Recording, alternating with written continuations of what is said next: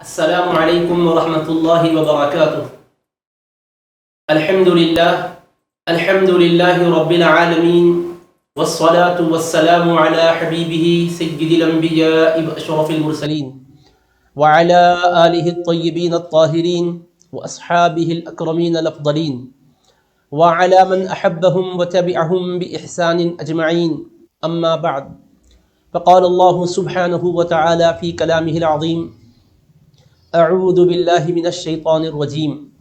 بسم اللہ الرحمن الرحیم، وما اصابکم من مصیبت فبما کسبت ایدیکم ویعفو عن کثیر، وقال تعالی اجلالا واکراما لحبیبہ الکریم الرؤوف الرحیم: ان اللہ وملائکتہ یصلون علی النبی یا ایہا الذین آمنوا صلوا علیہ وسلموا تسلیما۔ اللہم صل علی سیدنا محمد وعلی آلہ وصحبہ افضل صلواتک وعدد معلوماتک وبارک وسلم۔ ناظرین گرامی قدر، اللہ رب العزت کا بے پایاں لطف و کرم ہے، اس کی بے انتہا مہربانی ہے، اس کا فضل و انعام ہے کہ اس نے ہمارے بے شمار گناہوں کے باوجود اپنی روئے زمین پر ہمیں زندگی بخشی ہے، زندگی کے مختلف وسائل مہیا فرمائے ہیں۔ اللہ تبارک و تعالیٰ کی نعمتوں سے ہم لطف اندوز ہو رہے ہیں، اللہ تبارک و تعالیٰ کی مہربانیوں سے ہم مالا مال ہو رہے ہیں، اللہ تبارک و تعالیٰ کی نوازشات ہم پر پہم ہیں، اللہ تبارک و تعالیٰ کی طرف سے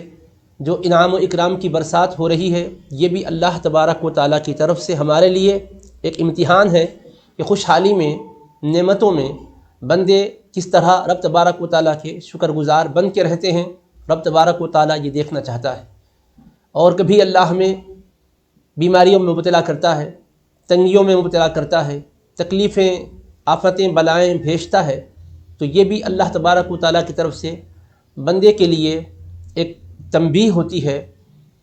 انتباہ ہوتا ہے کہ بندہ مصیبتوں کی وجہ سے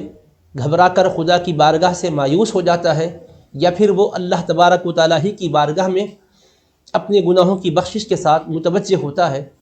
اس سے رجوع کر کے اپنی ہر خطا پر ندامت کے آنسو بہا کر اپنے رب تبارک و تعالیٰ کو راضی کرتا ہے، اللہ تبارک و تعالیٰ کی رحمتوں کو پانے کے لیے اس کی بارگاہ میں دست سوال دراز کرتا ہے۔ اللہ تبارک و تعالیٰ یہ دیکھنا چاہتا ہے، چنانچہ قرآن مجید میں ارشاد الہی ہے: وَبَلَوْنَاهُمْ بِالْحَسَنَاتِ وَالسَّيِّئَاتِ لَعَلَّهُمْ يَرْجِعُونَ۔ ہم نے اپنے بندوں کو آزمایا، ہم نے ان کا امتحان لیا راحتوں کے ذریعے سے اور تکلیفوں کے ذریعے سے، تاکہ وہ اللہ کی طرف رجوع ہو جائیں۔ اللہ تبارک و تعالیٰ فرماتا ہے: وَنَبْلُوكُمْ بِالشَّرِّ وَالْخَيْرِ فِتْنَةً، اور ہم تمہارا زبردست امتحان لیتے ہیں خیر اور بھلائی کے ذریعے، شر اور مصیبت کے ذریعے، تاکہ تمہاری روش کو دیکھیں کہ تم خیر و بھلائی کی بھرمار کے موقع پر کیا اترانے لگتے ہو، اور مصیبت اور تکلیف کے موقع پر کیا ہم سے کترانے لگتے ہو۔ تو اللہ تبارک و تعالیٰ کا بندہ جب مصیبتوں میں رب سے کتراتا نہیں ہے، اور نعمتوں میں اپنے اوپر ہونے والے فضل و کرم پر اتراتا نہیں ہے، تو اللہ اس سے راضی ہو جاتا ہے، اللہ اس سے خوش ہو جاتا ہے۔ اللہ تبارک و تعالیٰ مزید اپنی بارگاہ سے نوازشات کی برسات فرماتا ہے۔ سابقہ امتوں پر بھی اللہ تبارک و تعالیٰ نے فضل و کرم کی برسات برسائی تھی، اور یہ بھی ان کے لیے ایک عظیم ابتلا اور امتحان کا مرحلہ تھا۔ قرآن مجید میں ارشاد ہے: وَلَقَدْ أَرْسَلْنَا إِلَىٰ أُمَمٍ مِّن قَبْلِكَ فَأَخَذْنَاهُمْ بِالْبَأْسَاءِ وَالضَّرَّاءِ لَعَلَّهُمْ يَتَضَرَّعُونَ فَلَوْلَا إِذْ جَاءَهُمْ بَأْسُنَا تَضَرَّعُوا وَلَٰكِنْ قَسَتْ قُلُوبُهُمْ وَزَيَّنَ لَهُمُ الشَّيْطَانُ مَا كَانُوا يَعْمَلُونَ فَلَمَّا نَسُوا مَا ذُكِّرُوا بِهِ فَتَحْنَا عَلَيْهِمْ أَبْوَابَ كُلِّ شَيْءٍ حَتَّىٰ إِذَا فَرِحُوا بِمَا أُوتُوا أَخَذْنَاهُمْ بَغْتَةً فَإِذَا هُمْ مُبْلِسُونَ۔ اور بالیقین ہم نے آپ سے پہلے بھی اے حبیب کئی پیغمبروں کو بھیجا، رسول اعظام کو دنیا میں مبعوث فرمایا رشد و ہدایت پھیلانے کے لیے، لیکن لوگوں نے ان کو جھٹلایا، احکام کی خلاف ورزی کی، تو ہم نے انہیں اپنی گرفت میں لیا تاکہ وہ گڑ گڑائیں، توبہ کریں۔ ایسا کیوں نہ ہوا جب انہوں نے ہماری طرف سے نازل کردہ تکلیف اور مصیبت کو دیکھا تو توبہ کر کے خوب گڑ گڑاتے ہیں۔ فلولا اذ جاءهم بأسنا تضرعوا، کیوں نہیں وہ گڑ گڑائے، کیوں نہیں وہ ہماری بارگاہ میں ندامت کے آنسو بہائے، ایسا کیوں نہ کیا انہوں نے؟ ولیکن قست قلوبہم، لیکن ان کے دل سخت ہو چکے تھے۔ وزین لهم الشیطان ما كانوا يعملون، شیطان نے ان کے اعمال کو ان کے سامنے مزین کر کے پیش کیا تھا، حسین اعمال کی شکل میں۔ وہ اپنے سارے کرتوتوں کو دیکھ رہے تھے کہ بہت اچھا ہم نے کیا ہے۔ تو اللہ پاک فرماتا ہے فلما نسوا ما ذکروا به، بس جب انہوں نے بھلا دیا ان نصیحتوں کو جن کے ذریعے انہیں یاد دلایا گیا تھا، ان کو متوجہ کیا گیا تھا، ان کو سمجھایا گیا تھا، جن تعلیمات کے ذریعے سے انہیں نصیحتیں دی گئی تھیں، انہوں نے ان تعلیمات کو بھلا دیا، تو ہم نے کیا کیا؟ فتحنا علیہم ابواب کل شیء، ہر چیز کے دروازے ہم نے ان پر کھول دیے۔ یعنی اللہ پہلے تکلیف دیا، مصیبت دیا، تاکہ بندہ تکلیف اور مصیبت میں مبتلا ہونے کی وجہ سے گڑ گڑا کر اللہ سے اپنے رشتے کو صحیح طریقے سے جوڑ لے، اپنی زندگی کو سنوار لے، ظلم سے باز آ جائے، معصیت سے باز آ جائے، کفر سے باز آ جائے، شرک سے باز آ جائے، نفاق سے باز آ جائے، شقاق اور اختلاف سے باز آ جائے، خدا کی مخلوق پر ظلم کرنے سے باز آ جائے، دنگا اور فساد سے باز آ جائے، بربریت اور دہشت اور جارحیت سے باز آ جائے۔ اللہ پاک نے تکلیفیں مصیبتیں دی انہیں تاکہ وہ باز آ جائیں، گڑ گڑائیں، لیکن فرماتا ہے کہ ان چیزوں کو دیکھنے کے باوجود بھی وہ گڑ گڑائے نہیں، بلکہ ان کے دل اور سخت ہو گئے۔ شیطان نے ان کے ان کرتوتوں کو اور مزین کر کے ان کے سامنے پیش کیا، ان کو یہی دکھایا کہ تم بہت اچھا کر رہے ہو، مظلوموں پر، کمزوروں پر، ضعیفوں پر تم جو عرصہ حیات تنگ کر رکھے ہو، تم نے اچھا ہی کیا، تم نے جو ان کو شکنجے میں کس دیا، تم نے اچھا ہی کیا، تم نے جو انہیں محصور کر دیا، تم نے اچھا ہی کیا، تم نے جو بے حیائیوں کے اڈے کھول رکھے، تم نے اچھا ہی کیا، تم نے جو مخلوق خدا پر بے رحمی کا برتاؤ کیا، تم نے اچھا ہی کیا، تم نے جو بدکاریاں اور فحاشی اور عریانی کے کاموں کو برملا لوگوں میں عام کیا، تم نے اچھا ہی کیا، تم نے جو کچھ رشوت کا بازار گرم کیا، تم نے اچھا ہی کیا، سود کے کام جو تم کر رہے ہو، تم نے اچھا ہی کیا ہے، تم شراب نوشی میں مبتلا ہو، تم نے اچھا ہی کیا ہے، تم حلال و حرام کے فرق کو مٹا کر زندگی بسر کر رہے ہو، تم نے اچھا ہی کیا ہے۔ ہر بدی کو شیطان ان کے سامنے مزین کر کے پیش کیا۔ تو اب اللہ فرماتا ہے وَزَيَّنَ لَهُمُ الشَّيْطَانُ مَا كَانُوا يَعْمَلُونَ، شیطان نے ان کو ان کے اعمال آراستہ کر کے پیش کیے، اور جس کی وجہ سے وہ خوب مست ہو گئے، مگن ہو گئے، اترانے لگے۔ تو اب اللہ فرماتا ہے فَلَمَّا نَسُوا مَا ذُكِّرُوا بِهِ، بس انہوں نے ان نصیحتوں کو بھلا دیا جن نصیحتوں کے ذریعے سے انہیں جھنجھوڑا گیا تھا۔ فَتَحْنَا عَلَيْهِمْ أَبْوَابَ كُلِّ شَيْءٍ، تو ہم نے ان پر ہر چیز کے دروازے کھول دیے۔ دیکھیے پہلے تنگی دیا اللہ پاک تاکہ گڑ گڑا کر اپنے تعلق کو اللہ سے جوڑ لیں، لیکن اس سے انہوں نے فائدہ نہیں اٹھایا، تو پھر اللہ فرماتا ہے کہ ہم نے اور ان کو خوشحالیاں دی، ہم نے ان کو کامیابیاں دی، جس طرف جا رہے ہیں ان کو کامیابی ملنے لگ گئی، جس چیز کو ہاتھ لگا رہے ہیں اس چیز میں ان کو فائدہ حاصل ہونے لگا، ان کو ہر طرح سے ہم نے فوائد دیے، منافع دیے، دروازے کھول دیے ان پر۔ دروازہ ایک نہیں کھولا، ہم نے ہر چیز کے کئی دروازے ان پر کھول دیے۔ کس لیے کھولے ہیں؟ جب انہوں نے ہمارے احکام کو بھلایا تب ہم نے کھولے ہیں، تاکہ ہم دیکھیں کہ اب کیا پلٹ کر آتے ہیں ان نعمتوں کی وجہ سے، یا پھر اتراتے ہوئے، سرکشی کرتے ہوئے،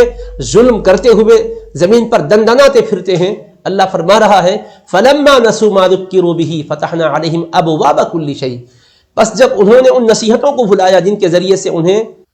اللہ کی طرف متوجہ کیا گیا تھا، تو ہم نے ہر چیز کے دروازے ان پر کھول دیے۔ حتیٰ اذا فرحوا بما اوتوا، یہاں تک کہ وہ خوش ہو گئے، یہاں تک کہ وہ اترانے لگے ان چیزوں پر جو ان کو دی گئی تھی۔ ان کو طاقت ملی تھی، اترانے لگے، ان کو وسائل زندگی دیے تھے، اترانے لگے، اسلحہ دیے گئے تھے، اترانے لگے، ایٹم بم، ہائیڈروجن بم بنانے کی وجہ سے اترانے لگے، سپر پاور مملکتیں ہیں، اترانے لگے، اپنی طاقتوں توانائیوں پر اترانے لگے، اپنے طب پر اترانے لگے، اپنے فن پر اترانے لگے، اپنی دولت پر اترانے لگے، اپنے زر و زیور پر اترانے لگے، اپنی ٹیکنالوجی پر اترانے لگے، اپنی صلاحیتوں پر، طاقتوں پر، توانائیوں پر، اور اپنی عوام میں مقبولیت پر، اپنے بڑھتے ہوئے اثر و رسوخ پر اترانے لگ گئے۔ جو کچھ ہم نے دیا جب اس پر انہوں نے اترانا شروع کیا تو اب کیا کیا؟ آگے فرماتا ہے فَلَمَّا نَسُوا مَا ذُكِّرُوا بِهِ فَتَحْنَا عَلَيْهِمْ أَبْوَابَ كُلِّ شَيْءٍ حَتَّىٰ إِذَا فَرِحُوا بِمَا أُوتُوا، یہاں تک کہ جب انہوں نے بھلا دیا ان چیزوں کو جس سے نصیحتیں کی گئی تھی تو ہم نے ہر چیز کے دروازے ان پر کھول دیے، اور جب وہ اس پر خوش ہو گئے جو کچھ ان کو دیا گیا تو ہم نے کیا کیا، اخذناہم بغتۃ فاذا ہم مبلسون، تو ہم نے اچانک انہیں پکڑ لیا، اپنی گرفت میں ہم نے انہیں لے لیا، جیسے ہی ہماری پکڑ میں وہ آ گئے فاذا ہم مبلسون، بس سب اداس ہو گئے، مایوس ہو گئے، اب ان کے چہروں کو دیکھو ہوائیاں اڑنے لگ گئی، بے بس ہو گئے، ساری صلاحیتیں ان کی دھری کی دھری رہ گئی، ایسی صورتحال سے ہم نے انہیں دوچار کیا۔ تو اللہ تبارک و تعالیٰ سابقہ امتوں کے تعلق سے قرآن میں یہ بیان کر کے آپ کو اور مجھ کو سمجھا رہا ہے کہ میرے بندو، میری طرف سے تمہارے لیے تکلیف اور مصیبت آتی ہے تو یہ بھی اس لیے ہوتی ہے کہ اس تکلیف اور مصیبت میں تم میری بارگاہ سے کٹنا نہیں بلکہ میری بارگاہ میں جھکنا، میری طرف متوجہ ہونا، گڑ گڑانا، آہ و زاری کرنا، مجھ کو یاد کرنا، اور میری بارگاہ میں اپنے گناہوں سے شرمندہ ہو کر ندامت کے آنسو بہانا۔ یہ ہے وہ راز جس کی وجہ سے اللہ تبارک و تعالی بندوں پر مصیبتیں بھیجتا ہے، مصیبتوں میں، تکلیفوں میں انہیں مبتلا کرتا ہے، امراض اور بیماریوں میں مبتلا کرتا ہے، وبائیں بلائیں ان پر مسلط کرتا ہے۔ اللہ تبارک و تعالی عذاب مسلط کرتا ہے، دشمنوں کو مسلط کرتا ہے، تکلیفیں مختلف قسم کی ہوتی ہے۔ اللہ تبارک و تعالی فرما رہا ہے کہ یہ بندوں کو رجوع کرنے کے لیے ہم ایسا کرتے ہیں، لیکن اگر تنبیہات سے فائدہ نہیں اٹھاتے تو پھر ہم اور ان کو خوشحالی دیتے ہیں اور ان پر نعمتوں کی برسات کرتے ہیں اور ہم ان پر فضل و کرم کی برسات کرتے ہیں۔ اس کی وجہ سے وہ سمجھتے ہیں کہ ہمارا ظلم اگر غلط ہوتا تو کیوں ہم کو کامیابی ملتی، کیوں ہمیں فتح و نصرت ملتی۔ تو اللہ فرما رہا ہے یہ بھی ایک امتحان ہوتا ہے ہمارا۔ اس کے بعد ارشاد الہی ہوتا ہے کہ جب وہ اس پر خوش ہو کر اترانے لگتے ہیں تب پھر ہم پکڑتے ہیں، ہماری پکڑ بڑی مضبوط ہوتی ہے، ہر طرف سے ان کے علاقے امیدوں کے جو تھے وہ منقطع ہو جاتے ہیں۔ فَقُطِعَ دَابِرُ الْقَوْمِ الَّذِينَ ظَلَمُوا وَالْحَمْدُ لِلَّهِ رَبِّ الْعَالَمِينَ، تو ظلم کرنے والوں کی جڑ کاٹ دی جاتی ہے، اور اللہ تبارک و تعالیٰ کے لیے تمام تعریفیں ہیں جو سارے عالموں کا پروردگار ہے، پالنہار ہے۔ تو اس کے ذریعے سے ایک سبق اور درس ہے۔ میں نے تمہیداً یہ بات آپ کے سامنے اس لیے رکھی تاکہ خدا کے نظام کو ہم سمجھ سکیں کہ اللہ کی دھرتی پر ظلم اللہ کو پسند نہیں ہے، اللہ کی دھرتی پر ناانصافی اللہ کو پسند نہیں ہے، اللہ کی دھرتی پر بربریت کا راج اللہ کو پسند نہیں ہے، اللہ کی دھرتی پر فحاشی اور عریانی کے کام اللہ کو پسند نہیں ہے، اللہ کی دھرتی پر اللہ کے بندوں کے ساتھ ناروا سلوک اللہ کو پسند نہیں ہے، اللہ کی دھرتی پر اللہ کے احکام کی خلاف ورزی اور سرکشی، بغاوت اور عناد اللہ کو پسند نہیں ہے۔ لیکن اس کے باوجود اللہ بندوں کو موقع دیتا ہے سنبھلنے کا۔ قرآن مجید میں ارشاد الہی ہے وَلَوْ يُعَجِّلُ اللَّهُ، اگر اللہ جلدی سے بندوں کو سزا دیتا ان کے اعمال کی تو پھر بندے بچنے نہیں پاتے۔ وَلَوْ يُؤَاخِذُ اللَّهُ النَّاسَ، اور اگر اللہ لوگوں کی جلد گرفت کرتا، کس چیز پر؟ بظلمہم، ان کے ظلم پر، جو انہوں نے ظلم کیا، گناہ کیا، معصیت کا ارتکاب کیا، اللہ کے احکام کو فراموش کیا۔ وَلَوْ يُؤَاخِذُ اللَّهُ النَّاسَ بِظُلْمِهِمْ مَا تَرَكَ عَلَيْهَا مِنْ دَابَّةٍ وَلَكِنْ يُؤَخِّرُهُمْ إِلَى أَجَلٍ مُّسَمًّى فَإِذَا جَاءَ أَجَلُهُمْ لَا يَسْتَأْخِرُونَ سَاعَةً وَلَا يَسْتَقْدِمُونَ وَلَوْ يُؤَاخِذُ اللَّهُ النَّاسَ بِظُلْمِهِمْ، اور اگر اللہ لوگوں کو ان کے جرموں کی وجہ سے، ان کے ظلم کی وجہ سے، ان کی نافرمانی اور معصیت کی وجہ سے، جس طرح وہ معصیت میں جلد بازی کرتے ہیں، تیزی سے گناہوں کے کام کرتے، اللہ تیزی کے ساتھ، جلدی کے ساتھ اگر ان کی گرفت کر لے تو فرماتا ہے ما ترک علیہا من دابہ، روئے زمین پر کسی ایک چوپایے کو بھی وہ نہیں چھوڑتا، کوئی ایک چوپایا بھی روئے زمین پر نہیں رہتا، ساری زمین کو تباہ و تاراج کر دیتا، رہنے بسنے والوں کو تباہ و تاراج کر دیتا۔ ولیکن یؤخرہم الی اجل مسمی، ہاں اللہ ان کو ایک مقررہ مدت تک مؤخر کرتا ہے، ان کو ڈھیل دیتا ہے تاکہ لوگ سمجھ جائیں، ان کی آنکھیں کھل جائیں، اللہ کی طرف وہ متوجہ ہو جائیں۔ فَإِذَا جَاءَ أَجَلُهُمْ لَا يَسْتَأْخِرُونَ سَاعَةً وَلَا يَسْتَقْدِمُونَ، پس جب وہ مقررہ وقت آ جاتا ہے تو پھر ایک لمحہ بھی وہ تاخیر نہیں کر سکتے، ایک لمحہ بھی وہ جلدی نہیں کر سکتے، بس جب وہ لمحہ آتا ہے تو اس میں کوئی موقع نہیں رہتا۔ اللہ تبارک و تعالیٰ قرآن مجید کے ذریعے سے سمجھا رہا ہے کہ ذرا دیکھو ہمارا انتظام کیسا ہے، ہم اپنی دھرتی پر رہنے بسنے والوں کو خوب موقع دیتے ہیں، ہر آدمی کو اللہ تعالیٰ موقع دیتا ہے، اور ظلم کرنے والوں کو بھی اللہ ڈھیل دیتا ہے۔ قرآن میں فرما رہا ہے وَلَا يَحْسَبَنَّ الَّذِينَ كَفَرُوا أَنَّمَا نُمْلِي لَهُمْ خَيْرٌ لِأَنفُسِهِمْ إِنَّمَا نُمْلِي لَهُمْ لِيَزْدَادُوا إِثْمًا وَلَهُمْ عَذَابٌ مُهِينٌ، اور کفر کرنے والے، سرکشی کرنے والے، اللہ کے احکام کے ساتھ کھلواڑ کرنے والے ہرگز یہ نہ سمجھیں کہ جو ڈھیل ہم ان کو دے رہے ہیں یہ ان کے حق میں بہتر ہے۔ انما نملی لہم، ہمیں پتہ ہے ہماری ڈھیل کی وجہ سے بالآخر یہ سرکشی میں ہی اضافہ کریں گے، ڈھیل ملنے پر اور بغاوت کریں گے اور بندوں کو ستائیں گے اور ظلم ڈھائیں گے۔ انما نملی لہم لیزدادوا اثما، ہم انہیں ڈھیل دے رہے ہیں تاکہ وہ خوب گناہ کریں، تاکہ ہماری جو ڈھیل ہے اس سے وہ اور آگے بڑھ کر سرکشی کریں۔ پھر آگے فرماتے ہیں وَلَهُمْ عَذَابٌ مُهِينٌ، اور ان کے لیے ذلت والا عذاب ہے، رسوا کرنے والا عذاب ہے۔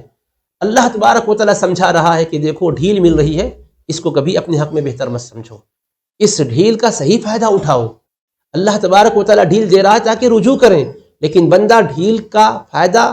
نہ لیتے ہوئے، اس سے فائدہ نہ اٹھاتے ہوئے سرکشی کی طرف جائے گا، پھر عذاب مہین کی دھمکی دی گئی ہے۔ اللہ پاک نے فرمایا دیکھو پھر تم کو ہم پکڑیں گے۔ تو پہلے بنیادی طور پر یہ بات ہمیں ذہن میں رکھنا ہے کہ اللہ کی دھرتی پر ہم کسی پر بھی ظلم نہیں کریں گے، ہم نہ حق کوئی کام نہیں کریں گے، حق تلفی نہیں کریں گے، کسی کا حق نہیں لیں گے، کسی کا مال لوٹیں گے نہیں، کسی کو ستائیں گے نہیں، اللہ تبارک و تعالیٰ کے احکام کے بالکل مطابق زندگی گزاریں گے۔ ہر ایک کے لیے اللہ تبارک تعالیٰ نے دنیا میں موقع دیا ہے، ماننے والوں کے لیے بھی انکار کرنے والوں کے لیے بھی، کیونکہ سب اللہ کے بندے ہیں۔ اللہ ہر ایک بندے کو دنیا میں جب پیدا کیا ہے تو اس کو صحت بھی دیتا ہے، عافیت بھی دیتا ہے، رزق بھی دیتا ہے، اس کے وسائل زندگی اس کو عطا کرتا ہے، پریشانیوں میں نہیں رکھتا، اللہ پاک اس کو راحتیں بھی عطا کرتا ہے، باوجود یہ کہ اس کی اعمال اس بات کے متقاضی ہے کہ اس پر عذاب آ جائے، لیکن اللہ پاک اس کے باوجود اس کو ڈھیل دیتا ہے تاکہ بندہ سمجھ جائے، تاکہ بندہ اللہ کی طرف متوجہ ہو۔ لیکن جب مسلسل سرکشی ہوتی ہے تو قرآن مجید میں اللہ نے سابقہ امتوں کے احوال بیان کیے ہیں تاکہ ہماری آنکھیں کھل جائے، تاکہ ہمارے اندر ایک جذبہ پیدا ہو جائے رجوع اللہ کا۔ رب کریم فرما رہا ہے ذرا سابقہ امتوں کو دیکھو، قوم عاد نے گناہ کیا، قوم سمود نے گناہ کیا، قوم شعیب نے گناہ کیا، قوم لوط نے گناہ کیا، قوم نوح نے گناہ کیا، قوم موسیٰ نے گناہ کیا علیہم الصلوات والتسلیمات۔ ان پیغمبروں کی امتوں نے گناہ کیا، پیغمبروں نے جو احکامات پہنچائے تھے ان احکامات سے انہوں نے سرتابی کی، انہوں نے پس پش ڈالا، نبیوں کی عظمتوں کا انکار کیا، ان کی تعلیمات کا، ہدایات کا انکار کیا۔ اللہ نے موقع ان کو بھی دیا، لیکن جب سرکشی سے باز نہیں آئے، اللہ فرماتا ہے فَكُلًّا أَخَذْنَا بِذَنبِهِ، بس ہم نے ان سب کی گرفت کی ان کے گناہوں کی وجہ سے۔ فَمِنْهُمْ مَنْ أَرْسَلْنَا عَلَيْهِ حَاصِبًا وَمِنْهُمْ مَنْ أَخَذَتْهُ الصَّيْحَةُ وَمِنْهُمْ مَنْ خَسَفْنَا بِهِ الْأَرْضَ وَمِنْهُمْ مَنْ أَغْرَقْنَا وَمَا كَانَ اللَّهُ لِيَظْلِمَهُمْ وَلَكِنْ كَانُوا أَنفُسَهُمْ يَظْلِمُونَ۔ بس ہم نے ان سب کی گرفت کی ان کے گناہوں کی وجہ سے۔ بس ہم نے کسی کو کیا کیا کہ ان پر پتھروں والی ہوا کو بھیجا اور ان پر ہمارا یہ عذاب آیا، ہم نے انہیں تباہ کر دیا۔ اور کسی کو کیا کیا ہم نے زمین میں دھسا دیا، اور کسی کو کیا کیا ہم نے دھماکے کی آواز سنائی جس کے نتیجے میں وہ ڈھیر ہو گئے۔ ہم نے کسی کو کیا کیا دریاؤں میں غرق کر دیا۔ اللہ فرماتا ہے فَكُلًّا أَخَذْنَا بِذَنبِهِ، ہم نے ہر ایک کو ان کے گناہوں کی وجہ سے پکڑا۔ فَمِنْهُمْ مَنْ أَرْسَلْنَا عَلَيْهِ حَاصِبًا وَمِنْهُمْ مَنْ أَخَذَتْهُ الصَّيْحَةُ وَمِنْهُمْ مَنْ خَسَفْنَا بِهِ الْأَرْضَ وَمِنْهُمْ مَنْ أَغْرَقْنَا، ہم نے پتھراؤ والی ہوا کو بھیجا کسی پر دھماکے کی آواز آئی، اس آواز نے ان کو لے لیا، اور کسی کو ہم نے زمین میں دھسایا، کسی کو ہم نے دریا میں غرق کیا۔ وَمَا كَانَ اللَّهُ لِيَظْلِمَهُمْ، یاد رکھنا تمہارا اللہ کسی پر ظلم نہیں کرتا،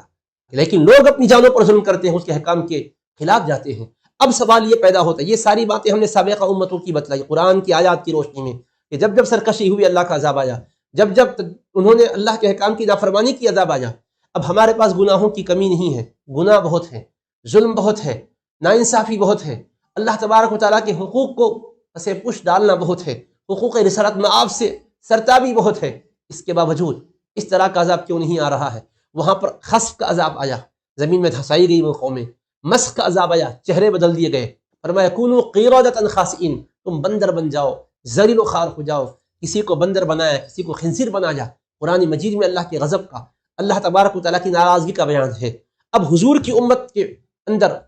امت دو قسم کی ہے، امت دعوت، امت اجابت۔ ایک وہ کہ جنہوں نے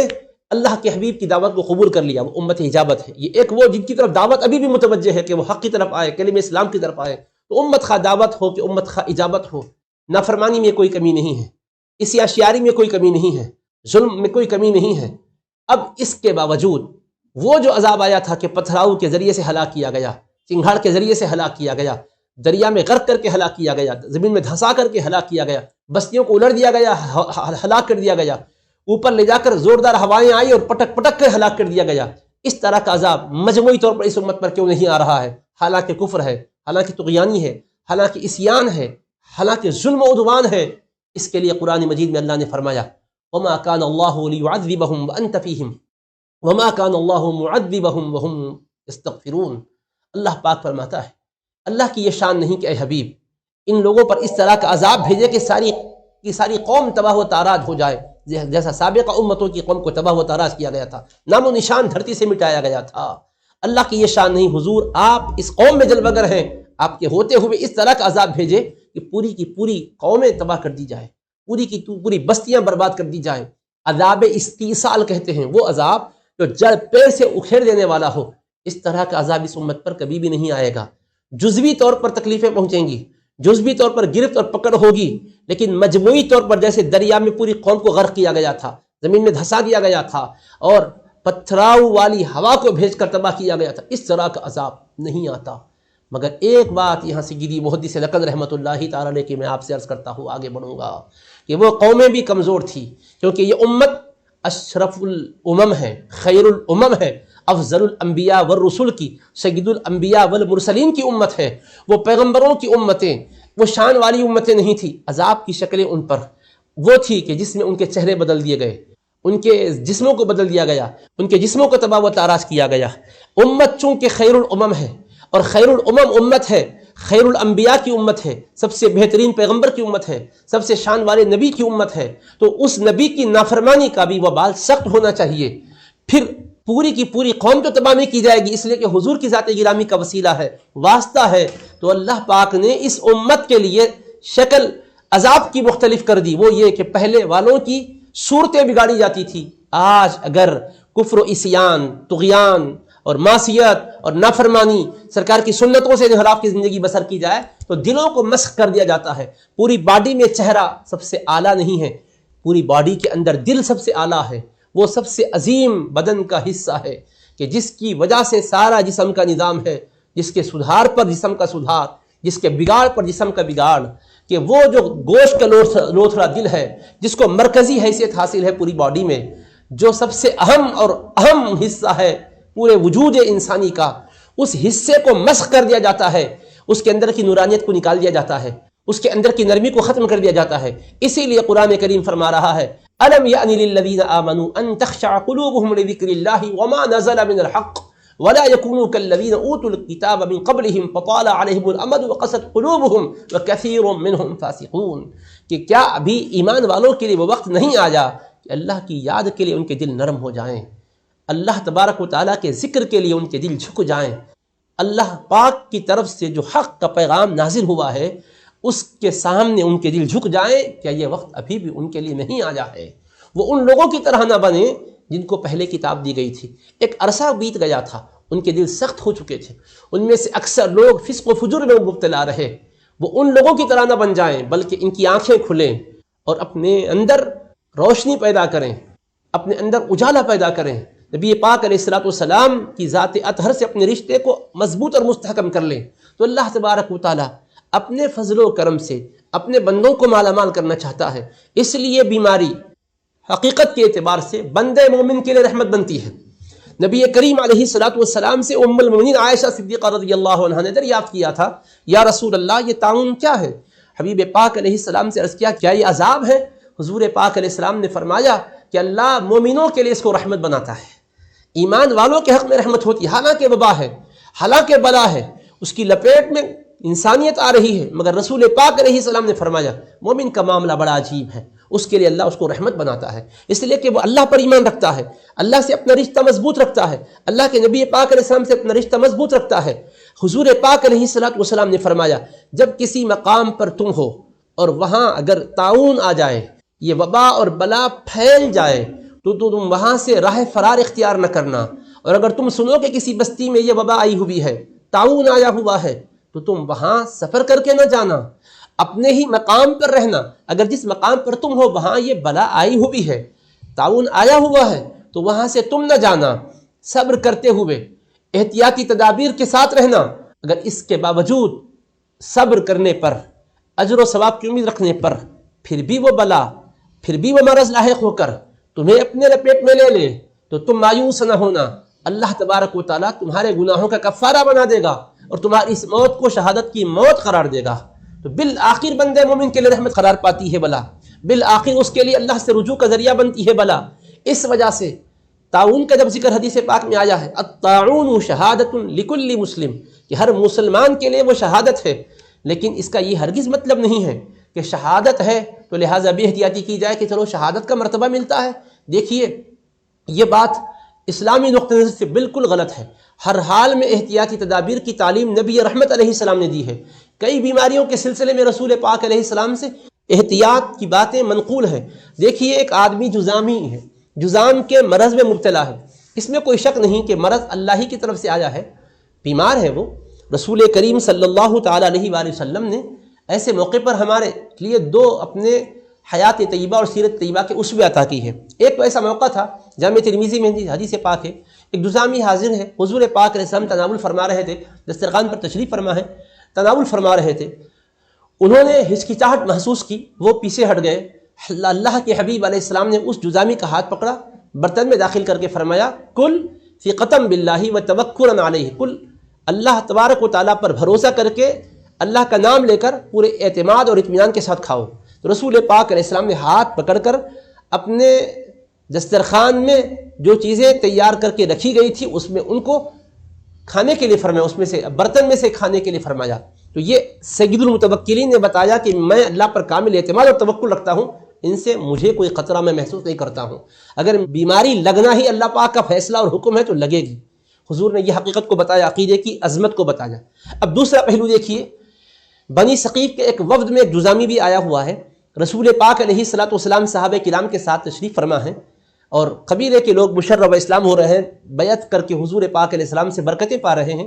اس جذامی سے متعلق عرض کیا گیا تو رسول پاک علیہ السلام نے فرمایا کہ اب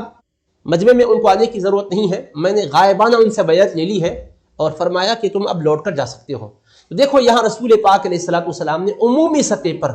سب کے لیے ایک اسوہ عطا کیا ہے۔ ایک تو اخص الخواص کے لیے ہے کہ جن کا یقین اللہ کی ذات پر اتنا کامل ہو کہ اگر نصیب کی بنیاد پر قسمت کی وجہ سے بیماری لگ جائے تو اس کو سبب نہ سمجھے، بلکہ اللہ کے حکم کی طرف متوجہ، اللہ کے فیصلے کی طرف متوجہ ہو کر کوئی گلا شکوہ تقدیر کا نہ کرے، تو ان کے لیے حضور نے اپنی ذات کا، اپنے عمل کا اسوہ بتایا کہ ان کو آپ نے شریک کر لیا طعام میں۔ اور یہاں حضور نے فرمایا کہ آنے کی ضرورت نہیں ہے، وہ جہاں خیمہ زن ہے وہیں ان کو رکھا اور فرمایا ہم نے غائبانہ بیعت لے لی ہے۔ تو بھی یہاں ہر ایک کو اس مزاج کا حامل بنایا جائے، یہی کیفیت سب کے اندر پیدا کی جائے۔ یہ بات بہرحال ایک بہت ہی امتحان کی بن جائے گی، تو رسول پاک علیہ السلام نے ایسے موقع پر احتیاط کی تعلیم دی ہے کہ عمومی سطح پر احتیاط کیا جائے۔ حقیقت میں مرض بذات خود اس میں اتنی توانائی نہیں ہے کہ وہ کسی کو لگ کر متاثر کر سکے۔ کوئی بھی بیماری کسی کو لگتی ہے تو یہ بھی حکم خدا سے ہی لگتی ہے۔ وائرس کے اندر بھی خود بذات خود وہ اثر نہیں ہے کہ وہ خود ہی لگے اور خود ہی کسی کو متاثر کر دے۔ آگ میں جلانے کی تاثیر ضرور ہے، مگر وہ بھی امر الہی سے ہی جلاتی ہے، لیکن اس کا یہ مطلب نہیں کہ آگ میں ہاتھ ڈال دیا جائے، اس کا یہ مطلب نہیں ہے کہ آپ آگ میں داخل ہو جائیں، لیکن یہ ہے کہ آگ اللہ کے حکم کے تحت ہی جلاتی ہے۔ آگ کو بالذات جلانے والی نہیں سمجھا جائے گا، بلکہ حکم الہی کے تحت، اللہ کی پیدا کردہ تاثیر کے تحت وہ اثر انداز ہوتی ہے۔ اسی طرح جس مرض کے متعدی ہونے کی بات ہے، اس میں بھی یہی بات ہے کہ اعتقاد یہ ہو کہ اللہ ہی کے حکم سے لگتی ہے، اللہ کا حکم نہ ہو تو نہیں لگتی ہے، لیکن وہ سبب کے درجے میں ہے۔ اللہ تعالیٰ اس کے اندر لگنے کی تاثیر بھی جو پیدا ہوئی ہے وہ اللہ ہی کے حکم سے پیدا ہوئی ہے، اس کی اپنی ذات میں وہ تاثیر نہیں ہے۔ یہ کورونا وائرس بھی، یہ وائرس، یہ نظر نہ آنے والا وائرس،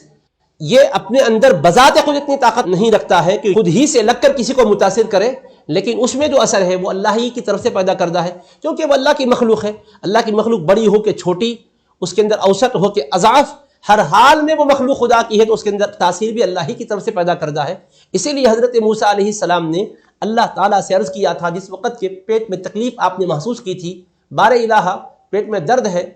میں کیا کروں؟ تو رب کریم نے فرمایا فلاں جڑی بوٹی استعمال کرو،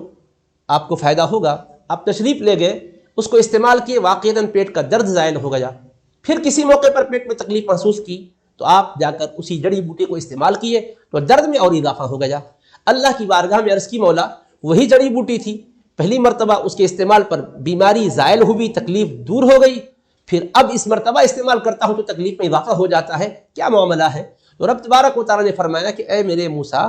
دراصل کسی چیز کے اندر کوئی تاثیر بذات نہیں ہے، ہمارے حکم سے اس کے اندر فائدہ، ہمارے حکم سے اس کے اندر ضرر کی تاثیر پیدا ہوتی ہے۔ پہلی مرتبہ جو آپ اس کے پاس گئے تھے، ہمارے حکم سے گئے تھے، ہمارے نام پر ہم نے اس میں تاثیر شفا رکھی تھی، دوسری مرتبہ اس کے اندر تاثیر شفا جو نظر نہیں آئی، ہمارا حکم اس کے لیے نہیں تھا۔ تو اسی لیے فرمایا گیا ہے کہ بیمار جب بیمار ہوتا ہے تو شفا اور بیمار کے درمیان ایک پردہ حائل ہوتا ہے، حکم خدا ہوتا ہے تو پردہ حائل جو ہوا وہ ہٹ جاتا ہے، شفا حاصل ہوتی ہے۔ اللہ تبارک و تعالیٰ کا حکم اس کی موت کے لیے آتا ہے تو دوا کی دوا کتنی بھی استعمال کیوں نہ کی جائے، کتنے بھی وسائل کیوں نہ استعمال کی جائے، پھر بھی بندہ موت کے آغوش میں چلا جاتا ہے، ابدی نیند سو جاتا ہے۔ تو بہرحال عقیدہ تو یہ ہو کہ اللہ ہی فاعل حقیقی ہے، اسی کے حکم سے مرض لگتا ہے، تاثیر اس چیز کے اندر، بیماری کے اندر کسی کو لگ جائے یہ بذات خود نہیں ہے، بلکہ یہ اللہ کی طرف سے پیدا کردہ ہے، جیسا احادیث پاک کی تفصیل اور تشریح اور توضیح میں محدثین کرام نے بیان فرمایا۔ اسی لیے میرے آقا علیہ السلام نے فرمایا فر من المجذوم فرارک من الاسد، جذامی سے ایسے ہی بھاگو جیسا شیر سے بھاگتے ہو۔ تو دیکھیے سب قسم کے لوگ ہیں، تو ہر ایک کی تربیت اور تعلیم کے لیے رسول پاک علیہ السلام نے احتیاطی پہلو کو اختیار کرنے کے لیے فرمایا ہے کہ سب کے لیے امتحان کی منزل آپ نے نہیں رکھی ہے، آسانی کر دی، تخفیف کر دی، سہولت کر دی۔ نبی کریم علیہ السلام نے یہاں تک فرمایا جذامی پر مسلسل نظریں ڈال کر نہ دیکھا کرو، بلکہ گفتگو بھی کرو تو ایک نیزے یا دو نیزے کے فاصلے سے گفتگو کرو۔ تو یہ نبوی تعلیم ہے، یہ حضور پاک علیہ السلام کی ہدایات ہے جو ہر ایک کے لیے نمونہ اور اسوہ ہے۔ احتیاط بھی کس طرح کیا جائے رسول پاک علیہ السلام نے بتلایا، لیکن احتیاط کے باوجود اگر مرض لاحق ہو گیا تو اس کو یہ سمجھو کہ یہ اللہ پاک کے حکم ہی سے آیا ہے، اور اگر احتیاط نہ کرنے پر بھی لگا تب بھی وہ سبب ہے، لیکن حکم خدا کا نہ ہوتا تو نہیں لگتا۔ تو رسول پاک علیہ السلام کی تعلیمات میں احتیاط ہے۔ دیکھو رسول پاک علیہ السلام احد کے میدان میں تشریف لاتے ہیں، پیغمبر اللہ کے ہیں، اللہ کی مدد پر کامل یقین ہے، مگر حبیب نے جنگی لباس پہنا، ایک نہیں دو زرہیں حضور پاک علیہ السلام نے پہنی، تو اسباب کو حضور نے بھی اختیار کیا، حالانکہ سید المتوکلین ہیں، سب سے بڑھ کر توکل کرنے والے مصطفیٰ ہیں۔ جنگ خندق کے موقع پر حبیب پاک علیہ السلام نے حضرت سلمان فارسی رضی اللہ عنہ کے مشورے سے خندق کھدوائی تاکہ دشمن گھس کر ادھر آ نہ جائیں۔ تو حضور پاک علیہ السلام نے احتیاطی تدابیر کو اختیار کر کے امت کو بتلایا کہ اگر کوئی ایسی صورت پیش آئے یا کوئی ایسا مرض آئے، کوئی ایسی وبا یا کوئی بلا آئے کہ جس کے بارے میں طب اور سائنس یہ کہہ رہی ہو کہ اس کی وجہ سے اختلاط کی صورت میں، باہم میل ملاپ کی صورت میں بڑھ سکتی ہے اور لگ سکتی ہے، تو تم احتیاط کے طور پر دور رہو۔ سماجی فاصلہ اختیار کرنا، سماجی دوری اختیار کرنا نبوی تعلیم کے خلاف نہیں ہے۔ کورونا وائرس کی وجہ سے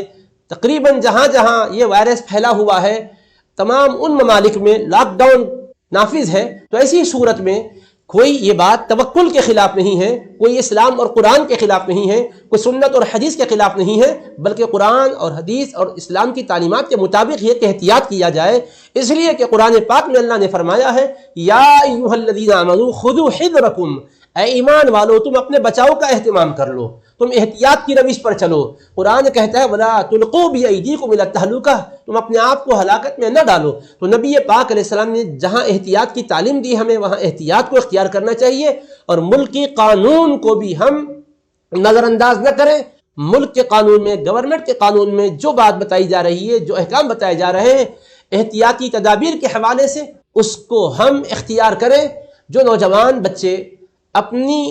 فہم کی کمی کی وجہ سے یا یہ کہ اس مرض کی سنگینی کو نہ سمجھنے کے باعث غیر محتاط طریقہ اختیار کر رہے ہیں، ہم ان بھائیوں سے بھی کہنا چاہیں گے کہ بالکل آپ ایسی غیر محتاط حرکت ہرگز نہ کریں، اور ان بڑوں سے بھی کہنا چاہیں گے جو اپنے بارے میں یہ سمجھتے ہیں کہ ہم توکل کی اعلیٰ منزل میں ہیں۔ ٹھیک ہے، اگر آپ اعلیٰ منزل میں ہیں تو آپ کی منزل میں آپ رہیے، لیکن دوسروں کو آزمائش کی منزل میں نہ ڈالیے۔ امام الانبیاء سے بڑھ کر متوکل کائنات میں کوئی نہیں ہو سکتا۔ اس کے باوجود رسول پاک علیہ السلام نے مجمع عام میں جب دیکھا تو مجزوم سے، جذامی سے فرمایا کہ غائبانہ ہم نے بیعت لے لی ہے، اب آپ واپس جا سکتے ہو۔ تو دیکھو رسول پاک علیہ السلام نے اپنی مجموعی طور پر امت کا، کمزوروں کا، ناتوانوں کا، اوسط درجے کے لوگوں کا سب کا خیال رکھا ہے، تو لہٰذا ہمیں بھی اس کا خیال رکھنا چاہیے۔ اب ایسی صورتحال میں ہمیں یہ سمجھنا چاہیے کہ یہ کورونا وائرس گویا ایک تنبیہ ہے، گویا ہمیں آگاہ کرنے کا ذریعہ ہے، گویا ہماری آنکھوں کو کھولنے کا ذریعہ ہے کہ دیکھیے اللہ تبارک و تعالیٰ نے مرض دیا، اللہ نے بیماری عطا کی، اب بیماری جب دیتا ہے تو بیماری کے لیے اللہ دوا بھی رکھا ہے۔ حدیث پاک سے ثابت ہے کوئی بیماری اللہ نے ایسی اتاری ہی نہیں جس کے لیے دوا اور شفا نہ رکھی ہو، ہر بیماری کے لیے دوا اور شفا ہے، لیکن یہ کہ ریسرچ ہونا چاہیے، تحقیق ہونا چاہیے۔ اب اس وقت دنیا میں ایک سب سے زیادہ شور یہ ہے کہ اتنی تحقیق آگے بڑھ چکی ہے، ریسرچ اتنا آگے بڑھ چکا ہے، ٹیکنالوجی اس قدر ترقی کر چکی ہے کہ ہر شے کا ہمارے پاس علاج موجود، ہر چیز کی حقیقت کو ہم نے دریافت کر لیا۔ اب اس زعم و غرور میں دنیا نے کیا کیا؟ خداوند قدوس کے فرامین کو فراموش کر دیا، نبوی تعلیمات کو فراموش کر دیا، قرآن و سنت کے علم کو اور اس علم رکھنے والوں کو بالکل حقیر اور معمولی سمجھنے لگ گئے کہ ہمارے پاس علم ہے، ٹیکنالوجی ہمارے پاس ہے، طاقت ہمارے پاس ہے، توانائی ہمارے پاس ہے، ایٹم ہمارے پاس ہے، ہائیڈروجن بم ہمارے پاس ہے، اور سب کچھ ہمارے پاس ہے۔ تو اب سوال یہ پیدا ہوتا ہے کہ سب کچھ آپ کے پاس ہے، سب کچھ آپ کے پاس ہے، ہر حقیقت کو آپ نے پا لیا ہے، تو کورونا وائرس اس وقت ایک تنبیہ کر رہا ہے، انتباہ دے رہا ہے، اعلامیہ دے رہا ہے کہ بتائیے آپ نے مجھ کو دور کرنے کے لیے کس تحقیق کی بنیاد پر، کس سائنس کی بنیاد پر، کس ٹیکنالوجی کی بنیاد پر آپ نے علاج دریافت کر لیا ہے؟ تو کہا یہ جا رہا ہے کہ فی الوقت یہ مرض لا علاج ہے، متاثرہ کو صحت بنانے کے لیے تمام تگدو کی جا رہی ہے۔ ڈاکٹرز کی محنتوں کو ہم سلام کرتے ہیں، یقیناً وہ اپنے آپ کو دن و رات مشغول کر رکھے ہیں، نرسز کی محنتیں، نرس بھی محنت کر رہے ہیں، ڈاکٹر بھی محنت کر رہے ہیں، طبیب بھی محنت کر رہے ہیں، اور جتنا جن کو اللہ نے علم دے رکھا ہے وہ اپنی محنتوں میں لگے ہوئے ہیں، حکومتیں متوجہ ہیں اور زعماء متوجہ ہیں، حکام متوجہ ہیں، اس کے باوجود علاج کے وسائل مہیا نہیں ہیں، علاج حقیقی اس کا دریافت نہیں کیا جا چکا۔ تو ایسی صورت میں کیا یہ تنبیہ نہیں ہے کہ ہمارے لیے آنکھوں کو کھولنے کی بات نہیں ہے کہ یہ وجہ کیا ہے؟ ہم بھی غور کریں۔ دریافت کیا گیا، تحقیق کی گئی، مختلف وجوہات، مختلف اسباب، مختلف عوامل پر بحث کی جا رہی ہے۔ کہا یہ جاتا ہے کہ چائنا میں سب سے پہلے جو یہ مرض کی شروعات ہوئی ایک ایسے جانور کے کھانے کی بنیاد پر، اس سے قربت اور اس سے اختلاط کی بنیاد پر ہوئی کہ جو قرآن و سنت کی روح سے حرام تھا۔ جو کچھ بھی تحقیقات ہو، اقوال مختلف ہیں، ان پر بحث کا یہ موقع نہیں ہے، مگر میں یہ عرض کرنا چاہتا ہوں کہ دیکھیے قرآن کریم نے جن جانوروں کو حرام قرار دیا، نبی پاک علیہ السلام نے جن چیزوں کے گوشت کو، جن چیزوں کے تناول کرنے کو حرام قرار دیا، سمجھا یہ جا رہا تھا کہ ایک لذت کی چیز سے روکا گیا ہے۔ حرام چیز اور حلال چیز یہ کیا بات ہے؟ کھانے پینے کے سلسلے میں ہمیں آزادی ہونی چاہیے، ہم جو چاہیں کھائیں، جو چاہے پئیں، اور یہی سمجھا جا رہا تھا۔ اپنے آپ کو ترقی پذیر ممالک، ترقی یافتہ قومیں جو اپنے ذام میں سمجھ رہی تھی کہ ہم ایسی کوئی پابندی کے پابند نہیں ہیں، اس طرح کی پابندی ہم پسند نہیں کرتے، یہ پست اقوام کا کام ہے، یہ غیر ترقی یافتہ قوموں کا کام ہے، وہ تقید کی زندگی بسر کرتی ہے، قید کی زندگی بسر کرتی ہے۔ ہم تو بالکل آزاد ہیں، ہم آزادانہ طریقے سے جو چاہیں کھائیں، جو چاہے پیئیں، کوئی پابندی نہیں ہے۔ لیکن نبی رحمت علیہ السلام اپنے ماننے والوں کے لیے رحمت نہیں ہے، وما ارسلناک الا رحمۃ للعالمین، ہم نے اے حبیب آپ کو سارے عالموں کے لیے سراپا رحمت بنا کر بھیجا۔ تو نبیوں کے سردار سارے عالموں کے لیے رحمت ہے۔ حبیب نے جس چیز کے کھانے سے منع کیا اس پہ تحقیق کی گئی تو کم سے کم 3 چیزیں ضرور اس کے اندر پائی جاتی ہے، یا تو جسم کے لیے ضرر رساں چیز ہے، یا روح کے لیے نقصان دہ چیز ہے، یا اخلاق کو بگاڑنے والی چیز ہے۔ ہر وہ چیز جو جسم انسانی کو نقصان پہنچائے، ہر وہ چیز جو روح انسانی کو نقصان پہنچائے، ہر وہ چیز جو عقل انسانی کو نقصان پہنچائے، بلکہ چوتھی چیز، ہر وہ چیز جو عقل انسانی کو نقصان پہنچائے، اس سے حضور نے منع فرما دیا۔ جتنی چیزیں اسلام میں حرام کی گئی ہے، اگر آپ غور کریں اور تحقیق کریں، اور اب تک جہاں تک علم پہنچا ہوا ہے، ابھی تو علم سفر کر رہا ہے ترقی کا، تحقیق اور ریسرچ جتنا بھی آگے بڑھے گا، بالآخر یہ کہنا پڑے گا کہ امام الانبیاء نے جن چیزوں کے کھانے سے منع کیا ہے واقعتاً اس میں صحت کے لحاظ سے نقصان ہے۔ بظاہر فائدہ لگ رہا ہوگا مگر نتیجے کے اعتبار سے نقصان ہے۔ جن جن چیزوں کے کھانے پینے پر پابندی لگائی گئی ہے وہ آپ کو بظاہر لگ رہا ہے کہ خاص قسم کی پابندی ہے، لیکن حقیقت یہ کہ آپ کی صحت کو بحال کرنے کے لیے، نظام صحت کو بچانے کے لیے، آپ کی ذات کو محفوظ رکھنے کے لیے، جان کو آپ کی محفوظ رکھنے کے لیے، آپ کی روح کو محفوظ رکھنے کے لیے، آپ کی عقل کو بگاڑ سے بچانے کے لیے۔ عقل اگر آپ کی سلامت ہوگی تو فیصلہ صحیح کر سکیں گے، جسم سلامت ہوگا تو ہی تو کام کر سکیں گے۔ سر سلامت تو پگڑی ہزار، جان ہے تو جہان ہے، تو جان اچھی ہے تو جہان اچھا ہے آپ کا۔ تو اپنے جسم کو، اپنی جان کو، اپنی عقل کو، اپنی روح کو آپ سلامتی کے ساتھ رکھیں، اس کے لیے جو بہتر چیز تھی ان کو جائز رکھا گیا، جو نقصان دہ چیز تھی ان کو ناجائز قرار دیا گیا۔ اب جب یہ فرق کو مٹایا گیا، اس کی پرواہ نہ کی گئی، تب بھی کوئی موقع اللہ کی طرف سے بندوں کو ملتا ہی رہا کہ نہیں، کوئی بات نہیں ہے، اللہ تعالیٰ بندوں پر رحم کرتا ہے، ہر آدمی کو اللہ اپنی مہربانی سے نواز رہا ہے، کیونکہ اس کے ارشاد ہے وسیعت رحمتی کل شیء، میری رحمت ہر چیز پر وسیع ہے۔ لیکن کبھی وہ چیز اس کی شکل ظاہر ہو جاتی ہے، مرض کا باعث بن جاتی ہے۔ اللہ وہ مرض کی شکل بندوں کو دکھا کر بتا رہا ہے میرے بندوں دیکھو میرے نبی نے جس سے منع کیا تمہارا بھلا اس میں تھا، ان کے منع کیے ہوئے میں تمہارے لیے بھلائی ہے، تمہارے لیے کوئی برائی نہیں ہے، انہوں نے جس سے منع فرمایا ہے اس میں سراسر تمہارا نفع ہے، کوئی اس میں نقصان کی بات نہیں ہے۔ میرے حبیب پاک کے منع کیے ہوئی چیزوں کو تم اگرچہ کہ تمہاری عقل سے سمجھتے نہیں ہو، لیکن اب اس چیز کے سامنے آنے کے بعد تو سمجھو، آئندہ بھی اس سے باز رہو۔ ہر وہ چیز جو شریعت اسلامی کی روح سے منع کی گئی ہے اس کے اندر سراسر نقصان ہے، اور جن چیزوں کا حکم رسول پاک علیہ السلام نے دیا، دیکھو طہارت اور پاکیزگی کا حضور نے حکم دیا، اپنے ماننے والوں کو پہلے دن سے بتایا۔ قرآن کے اندر پاکیزگی کا حکم ہے، آیات بھری ہوئی ہے، سورتوں میں بیان ہے، کوئی کتاب حدیث ایسی نہیں جس میں ابواب الطہارت نہ ہو، کوئی فقہ اسلامی کی کوئی ایسی بک نہیں ہے چھوٹی سے بڑی تک، ہر کتاب پڑھو اس میں طہارت کا بیان، نظافت کا بیان، پاکیزگی کا بیان، صفائی کا بیان۔ اب آج اس برس کے آنے کے بعد کورونا وائرس کے سبب مشورہ کیا دیا جا رہا ہے؟ سب کے سب یہی مشورہ دے دیں کہ صابن سے دونوں ہاتھوں کو دھو، وقفے وقفے سے دھوتے رہو، اچھی طرح دھو، رگڑ کر دھو، کلی کرو، کیونکہ کھانسی جب آتی ہے انسان چھینکتا ہے، کھانستا ہے تو اس کی وجہ سے وہ جراثیم نکلتے ہیں اور وہ پھیل سکتے ہیں، فضاؤں میں سے ہوتے ہوئے دوسرے تک پہنچتے ہیں۔ تو اپنے لیے پاکیزگی اور صفائی کا اہتمام کرو، اچھی طرح غرارہ کرو، کلی کرو، ناک کو دھو، چہرے کو اچھی طرح دھو، وقتاً فوقتاً صفائی کے ساتھ رہو، یہاں تک کہ اس حجاب اور نقاب کو جو اللہ نے خواتین اور مستورات کے لیے رکھا تھا، ان کی حیا اور ان کی ذات کی حفاظت کے لیے، پردے کے لیے گھر کے اندر ہو تو عورت کے چہرے پر نقاب کی ضرورت نہ تھی، لیکن باہر ماحول میں جانا پڑے، اجنبیوں کے ساتھ رہنا پڑے، تب اس کے لیے نقاب کا حکم بتایا گیا، لیکن اس کو چیلنج کیا گیا، اس کے خلاف کہا گیا۔ اب آج اس مرض کے آنے پر دنیا سمجھ رہی ہے کہ ماسک کی کتنی ضرورت ہے، دنیا سمجھ رہی ہے کہ کلی کرنے کی،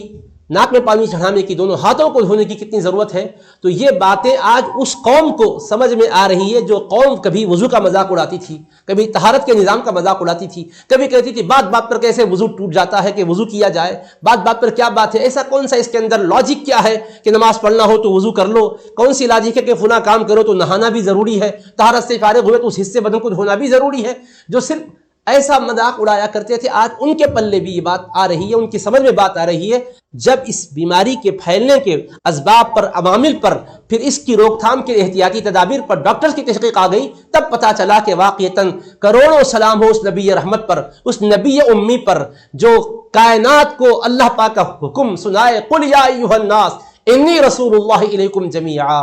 اے لوگو بے شک میں تم سب کی طرف اللہ کا رسول بن کر آیا ہوں، اور اللہ نے فرمایا وما آتاکم الرسول فخذوہ وما نہاکم عنہ فانتہوا، میرے رسول جو کچھ تم کو دے اس کو لے لو، جس سے وہ منع کرے تم اس سے باز آ جاؤ۔ تو اب حبیب پاک علیہ السلام نے فرمایا کہ دیکھو اللہ کا حکم ہے کہ یا ایھا الذین آمنوا اذا قمتم الى الصلاة فاغسلوا وجوہکم وایدیکم الى المرافق وامسحوا برؤوسکم وارجلکم الى الکعبین،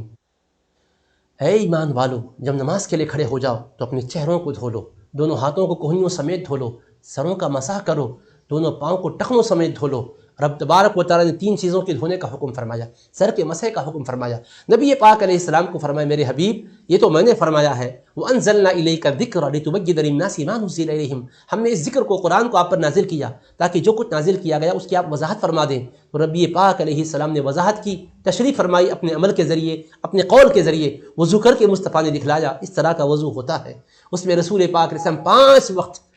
ہر نماز کے لیے تازہ وضو کرنے کی حضور نے تلقین فرمائی، حالانکہ ایک وضو اگر آپ کا صحیح سلامت ہے تو 5 نمازیں بھی پڑھی جا سکتی ہے، تب بھی رسول پاک علیہ السلام نے فرمایا الوضوء علی الوضوء نور، کہ ایک وضو ہوتے ہوئے پھر وضو کرنا نور ہے، یہ اس میں اجر و ثواب زیادہ ملتا ہے۔ نظافت و طہارت کا حضور نے سلیقہ سکھایا، حالانکہ بظاہر کوئی گندگی نہیں لگی ہوئی ہے، بظاہر کوئی کیچڑ نہیں لگا ہے، لیکن پھر بھی یہ ہے کہ اس طرح سے وضو کرو۔ حضور نے دونوں ہاتھوں کو اچھی طرح پہنچوں تک دھونے کا حکم فرمایا، 3 مرتبہ دھو کے بتایا حضور نے، انگلیوں میں خلال کرنا رسول پاک علیہ السلام نے سکھایا، اور اچھی طرح سے کلی کرنا سکھایا۔ ناک میں پانی ڈالنا اور ناک کو صاف کرنا، ناک سے اندر کی رطوبت کو نکالنا، نبی پاک نے سامنے سکھایا۔ مضمضے کا حکم دیا 3 مرتبہ کیا جائے، استنشاق 3 مرتبہ کیا جائے، اور اطمینان سے کیا جائے، تیزی سے نہیں، بہت آہستگی کے ساتھ کیا جائے۔ آج جو کچھ کہا جا رہا ہے، ترقی کے باوجود نبی پاک کی دہلیز پر دنیا جھک رہی ہے، اور دنیا کو رب تبارک و تعالیٰ کی یہ بات اب سمجھ میں آ رہی ہے کہ فاتبعونی یحببکم اللہ،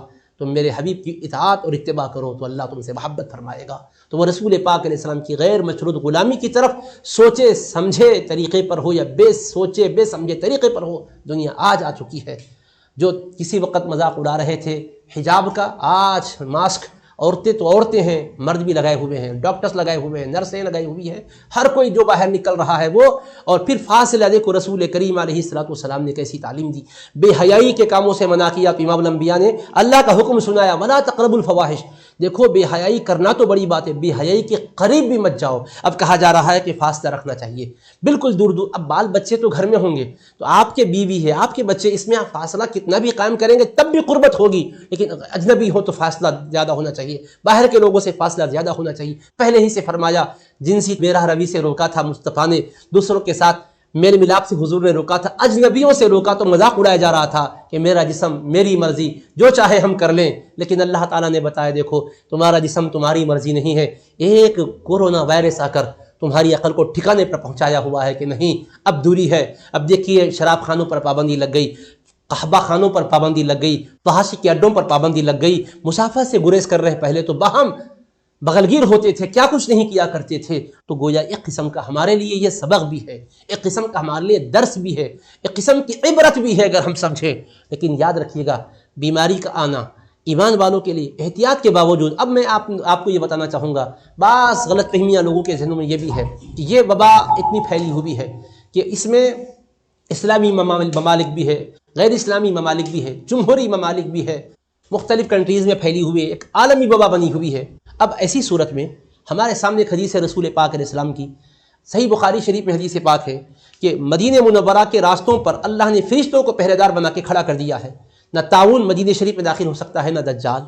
تو اب طاعون بھی داخل نہیں ہو سکتا، آقا نے فرمایا، دجال بھی داخل نہیں ہو سکتا، آقا نے فرمایا اگر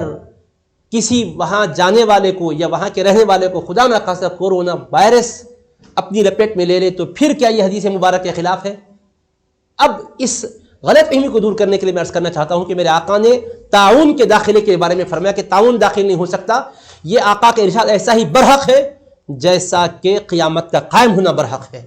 جنت کا ہونا برحق ہے، دوزخ کا ہونا برحق ہے۔ حضور پاک کے ارشاد میں کوئی کمی نہیں، کوئی اس کے اندر نقص نہیں ہو سکتا، سچا اور پکا ارشاد ہے۔ لیکن حضور پاک علیہ الصلوۃ والسلام کے اس ارشاد کی حقانیت کو ہم مانتے ہوئے یہ کہنا چاہتے ہیں اگر کوئی ایسا مرض مدینے میں آ جائے جس سے وہاں موت لوگوں کی کثرت سے ہونے لگ جائے تو یہ خلاف نہیں ہے اس حدیث پاک کی، اس لیے کہ صحیح بخاری میں ایک حدیث پاک ملتی ہے، سیدنا فاروق اعظم رضی اللہ تعالیٰ عنہ کے زمانے میں ابو الاسود فرماتے ہیں، ایک تابعین ہیں من سادات التابعین، بزرگ تابعین میں سے گزرے ہیں، وہ کہتے ہیں کہ میں مدینہ منورہ میں حاضر ہوا، قدمت المدینہ وقد وقع بها مرض، تو میں مدینہ منورہ میں دور فاروق اعظم میں آیا تھا اس حال میں کہ وہاں مرض پھیل گیا تھا،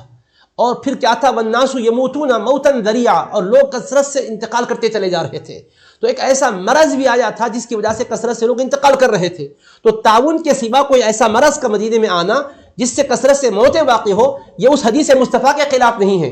عام قسم کا مرض یا کوئی اور قسم کا مرض آ سکتا ہے، لیکن طاعون مصطفیٰ نے فرمایا نہیں آ سکتا، قسم خدا کی نہیں آ سکتا مدینہ منورہ میں۔ کہیں کوئی یہ نہ سمجھے اگر اس طرح کا کوئی کورونا وائرس کا واقعہ وہاں پیش آ جائے تو مصطفیٰ کے فرمان کے خلاف کہہ کر اس فرمان کو توڑنے کی ضرورت نہیں ہے، فرمان مصطفیٰ کا سچا اور برحق ہے۔ بیماری آنا یہ کوئی اللہ تبارک و تعالیٰ کے قہر کی اور غضب ہی کی علامت نہیں ہے، بلکہ اللہ تبارک و تعالیٰ کی رحمت کی علامت ہے، اس لیے کہ رسول پاک علیہ الصلوۃ والسلام نے فرمایا کہ بندے کو اللہ تبارک و تعالیٰ رحمتوں سے نوازنا چاہتا ہے تو بیماریاں بھی دیتا ہے اس کو، اللہ تبارک و تعالیٰ اپنے بندوں پر فضل کرنا چاہتا ہے تو بیماریاں دیتا ہے۔ دنیا کے اندر کبھی کوئی تکلیف بندے کو پہنچتی ہے تو اس کی وجہ سے بھی اللہ تبارک و تعالیٰ بندے کو بیماری دے کر گناہوں کا کفارہ بنا دیتا ہے، آخرت کی باس پرس سے اس کو اس کی وجہ سے بچا لیتا ہے۔ اگر کوئی کورونا وائرس کا مریض ہے، کوئی متاثر ہے یا کوئی اس میں انتقال کر گیا تو نفرت کرنے کی ضرورت نہیں ہے، اس کو منحوس سمجھنے کی ضرورت نہیں ہے۔ بعض لوگوں سے ہم سن رہے ہیں کہ وحشت محسوس کر رہے ہیں ان سے، ارے کتنے برے تھے، دیکھیے کورونا وائرس میں مر گئے، نہیں توبہ استغفر اللہ۔ کبھی یاد رکھو کسی بھی شدید مرض میں مبتلا شخص کو اس کی شدت مرض کی وجہ سے،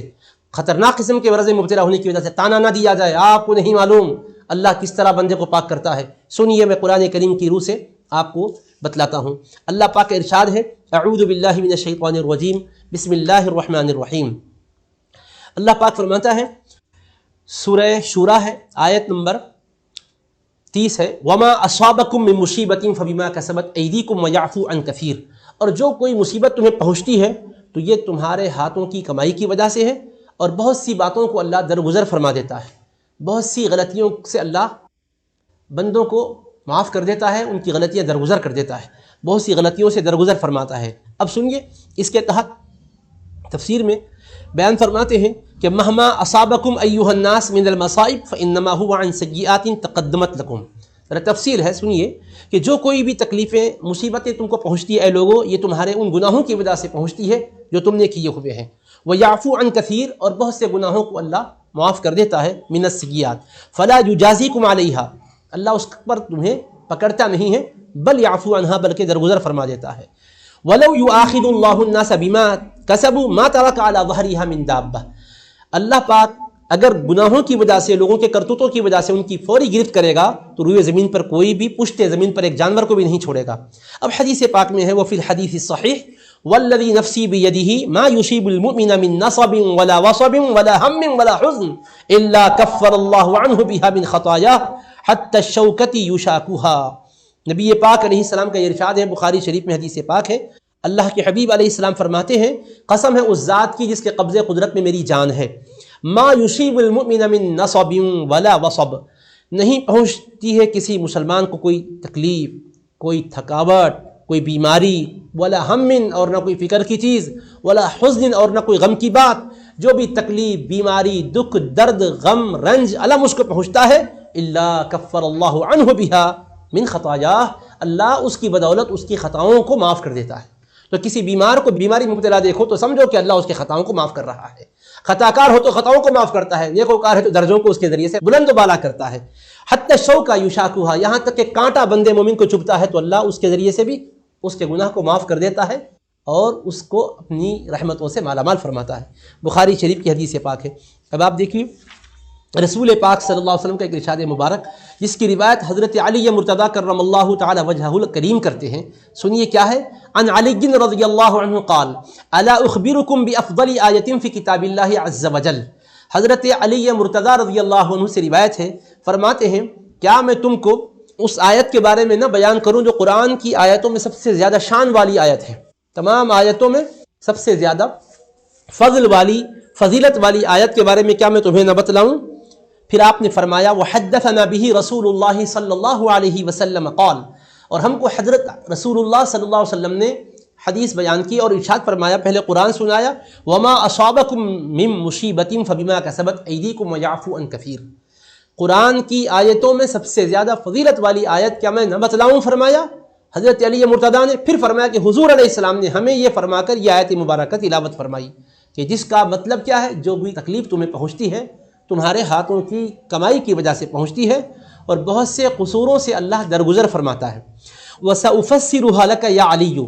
اس کے بعد حضور علیہ السلام نے فرمایا اے علی میں ان قریب اس آیت کی تفسیر تم کو بیان کروں گا۔ پھر اس کے بعد حضور علیہ السلام آیت کی تفسیر بیان فرما رہے ہیں، یہ تفسیر الآیتی بالحدیث ہے، آیت کی تفسیر حدیث رسول سے۔ فرماتے ما اصابکم من مرض او عقوبت او بلاء فی الدنیا فبما کسبت ایدیکم، جو کوئی تم کو بیماری پہنچے یا کوئی سزا ملے یا کوئی بلا دنیا میں لاحق ہو جائے تو یہ تمہارے ہاتھوں کی کمائی کی وجہ سے ہے۔ واللہ تعالی احلم من ان یثنی علیہ العقوبۃ فی الآخرہ، اور اللہ حلیم اور بردبار ہے اس بات سے کہ پھر دوبارہ آخرت میں اس کو سزا دے۔ یعنی بندہ مومن بیمار ہو گیا، کسی بھی قسم کی بیماری میں، کوئی بھی وبا میں مبتلا ہو گیا، خواہ کورونا وائرس ہی کیوں نہ ہو، میرے آقا علیہ السلام فرماتے ہزاروں احتیاط کے باوجود اگر کوئی مبتلا ہو گیا تو اب دیکھیے مبتلا ہونے والے کو آپ ملامت نہ کیجیے گا۔ رسول پاک علیہ السلام فرماتے ہیں کہ اللہ تبارک و تعالیٰ اس کے گناہوں کا کفارہ بنا دیتا ہے اور دوبارہ آخرت میں اللہ اس پر کوئی سزا نہیں دیتا۔ اس کا یہ ہرگز مطلب مت سمجھیے کہ آپ بے احتیاطی کرتے ہوئے باہر نکل جائیے، آپ لاپرواہی کیجئے، نہیں، احتیاط کرنا ضروری ہے، لیکن قضا سے اگر کسی کو بیماری آ جائے تب کیا کریں گے؟ اللہ پاک کا حکم ہے، اللہ تبارک و تعالیٰ کی مرضی ہے، اللہ کے ارادے کو کوئی ٹال نہیں سکتا۔ اللہ تبارک و تعالیٰ بیماری دینے والا وہی ہے، نفع دینے والا وہی ہے، شفا دینے والا وہی ہے۔ تو فرماتے ہیں کہ جب کسی بندے کو اللہ بیماری میں مبتلا کرے یا سزا دے اس کو، یا کوئی بلا اس پر نازل کرے، تو فرمایا کہ اللہ تبارک و تعالیٰ اس بات سے بہت زیادہ بردبار ہے کہ دوبارہ اس کو آخرت میں کوئی سزا دے۔ اور وما عفا اللہ عنہ فی الدنیا، اور اگر کسی بندے کو اللہ دنیا میں معاف کر دے، باوجود یہ کہ گناہ کیا تھا، کوئی بیماری نہ دے، کوئی تکلیف نہ دے، فاللہ تعالی اکرم من ان یعود بعد عفوہ، تو اللہ اس بات سے بہت زیادہ کرم والا ہے کہ معاف کرنے کے بعد پھر دوبارہ اس کو سزا دے۔ یعنی مطلب یہ کہ دنیا میں اگر اللہ نے درگزر کیا تو آخرت میں بھی سزا نہیں دے گا، اگر یہاں کوئی بیماری میں مبتلا کر دیا ہے تو پھر آخرت میں سزا اس کو نہیں دے گا۔ تو بھلا ہر حال میں ہے۔ رسول پاک علیہ الصلوۃ والسلام نے فرمایا، اور ابو جحیفہ کہتے ہیں کہ دخلت علی علی بن ابی طالب رضی اللہ عنہ، میں حضرت علی بن ابی طالب رضی اللہ عنہ کی خدمت میں حاضر ہوا، فقالا، تو انہوں نے بیان کیا، الا احدثکم بحدیث ينبغی لکل مؤمن ان یعیہ، کہ کیا میں تم کو وہ حدیث نہ بیان کروں، ہر بندے مومن پر ضروری ہے کہ وہ اس حدیث کو یاد رکھے۔ اب جو آگے حدیث بیان ہو رہی ہے، فرماتے ہیں حضرت علی رضی اللہ عنہ ہر مومن کو یہ حدیث یاد رہنا چاہیے۔ حضرت بیان فرمائیے وہ کون سی حدیث ہے، تو انہوں نے یہی آیت پڑھی، فتلا هذه الآية وما أصابكم من مصيبة فبما كسبت أيديكم ويعفو عن كثير، قال، پھر فرمایا، ما عاقب الله به في الدنيا فالله أحلم من أن يثني عليه العقوبة يوم القيامة وما عفى الله عنه في الدنيا فالله أكرم من أن يعود في عفوه يوم القيامة، یعنی اللہ دنیا میں کسی بندے پر کوئی تکلیف یا مصیبت بھیجے تو آخرت میں اللہ اس کو سزا نہیں دے گا۔ یہ اللہ تعالیٰ کی شان حلم ہے، اللہ پاک کا لطف و کرم ہے۔ اور جس بندے کو اللہ دنیا میں درگزر کر دے، اللہ کریم ہے اس بات سے کہ دوبارہ معاف کرنے کے بعد اس کو پھر قیامت میں سزا دے۔ آگے پھر ایک روایت ہے، نبی کریم علیہ السلام فرماتے، ما من شیء یصیب المؤمن فی جسدہ یؤذیہ الا کفر اللہ عنہ بہ من سیئاتہ، جس بندے مومن کو اللہ پاک کسی مصیبت میں مبتلا کرے، اس کے جسم کے اندر کوئی تکلیف دہ مرض لاحق ہو جائے، تو اللہ اس کے گناہوں کا اس مرض کو کفارہ بنا دیتا ہے۔ یہ مسند احمد بن حنبل میں حدیث پاک ہے۔ اللہ کے حبیب علیہ الصلوۃ والسلام نے فرمایا، والذی نفس محمد بیدہ، یہ حدیث پاک اچھی طرح سے ذہن میں رکھ لیجئے۔ حسن بصری رضی اللہ عنہ روایت کرتے ہیں، وما اصابکم من مصیبۃ فبما کسبت ایدیکم ویعفو عن کثیر کی آیت کی تفسیر میں یہ کہتے ہیں، لما نزلت، یہ آیت شریفہ جب نازل ہوئی، قال رسول اللہ صلی اللہ علیہ وسلم، حضرت رسول اللہ صلی اللہ علیہ وسلم نے فرمایا، والذی نفس محمد بیدہ، قسم ہے اس ذات کی محمد مصطفیٰ صلی اللہ علیہ وسلم کی جان جس کے قبض قدرت میں ہے،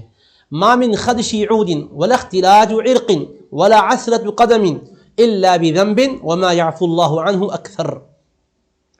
امام طبری نے اس حدیث پاک کو تخریج کیا ہے، اور علامہ حافظ ابن کثیر نے اس کو بیان کیا تفسیر القرآن العظیم میں، قسم ہے اس ذات کی جس کے قبض قدرت میں میری جان ہے، بندے مومن کو کوئی لکڑی کی خراش آئے یا رگ پھڑک اٹھے یا قدم لڑکھڑا جائے تو یہ کسی نہ کسی گناہ کی وجہ ہی سے ہوتا ہے، اور اللہ جس کو معاف کرتا ہے وہ اس سے بھی زیادہ ہے۔ تو یعنی اللہ پاک بندے کے گناہ کی وجہ سے اس کو کسی نہ کسی تکلیف میں مبتلا کرتا ہے تاکہ یہ کفارہ بن جائے، اور اللہ تبارک و تعالیٰ جو اس کی مزید خطائیں ہوتی ہیں جن کو وہ معاف کرتا ہے وہ اس سے بھی کہیں زائد ہوتی ہے۔ تو لہٰذا ہمیں اپنے اعمال کا جائزہ لینے کی ضرورت ہے، اور یاد رکھیے گا کہ اس میں کسی کو مطعون نہ کیا جائے، اور کسی سے آپ نفرت بھی نہ کریں، اس لیے کہ دیکھو حدیث پاک میں جہاں تعاون کا ذکر آیا، میرے آقا نے فرمایا تعاون کسی علاقے میں آ جائے اور تم وہاں ہو تو وہاں سے بھاگو نہیں۔ کیوں نہ بھاگو؟ کہ تم اگر صحت مند ہے کہہ کر بھاگ جاؤ گے تو جو مبتلا شخص ہے ان کی تیمارداری کون کرے گا؟ وہ انتقال کر جائیں گے تو تجہیز و تکفین کون کرے گا؟ تو مطلب یہ ہوا کہ حضور پاک علیہ السلام تعاون کے مرض میں مبتلا شخص کے ساتھ بھی نفرت اور دوری کی بات نہیں فرما رہے ہیں۔ سب بھاگ جائیں گے تو پھر خدمت کون کرے گا، علاج کون کرے گا، تیمارداری کون کرے گا، اس کی دیکھ ریکھ کون کرے گا؟ تو مرض آنے کا یہ ہرگز مطلب نہیں ہے کہ اس کو بالکل بے یار و مددگار چھوڑ دیا جائے، مرض کے ازالے کے لیے اہتمام کیا جائے۔ اسی لیے دیکھیے ہمارے ملک میں بھی ہاسپٹلس میں شریک کروایا جا رہا ہے، طبی نگرانی کی جا رہی ہے، علاج معالجے کے جو وسائل مہیا ہیں اس کو بروئے کار لایا جا رہا ہے۔ وہ کہ وسیع پیمانے پر وسائل مہیا نہیں ہیں لیکن کوششیں کی جا رہی ہیں۔ اب رہ گیا کہ سماجی دوری کی بات، یہ احتیاط کے بطور ہے، اور اس کو ضرور آپ ہم پیش نظر رکھیں، اس میں کسی قسم کی کوئی کوتاہی ہمارے سے ہونے نہ پائے۔ خدا نخواستہ ہماری کوتاہیوں کی وجہ سے اگر مرض لگنے لگ جائے اللہ ہی کے حکم سے تو تو پھر ایک بہت بڑی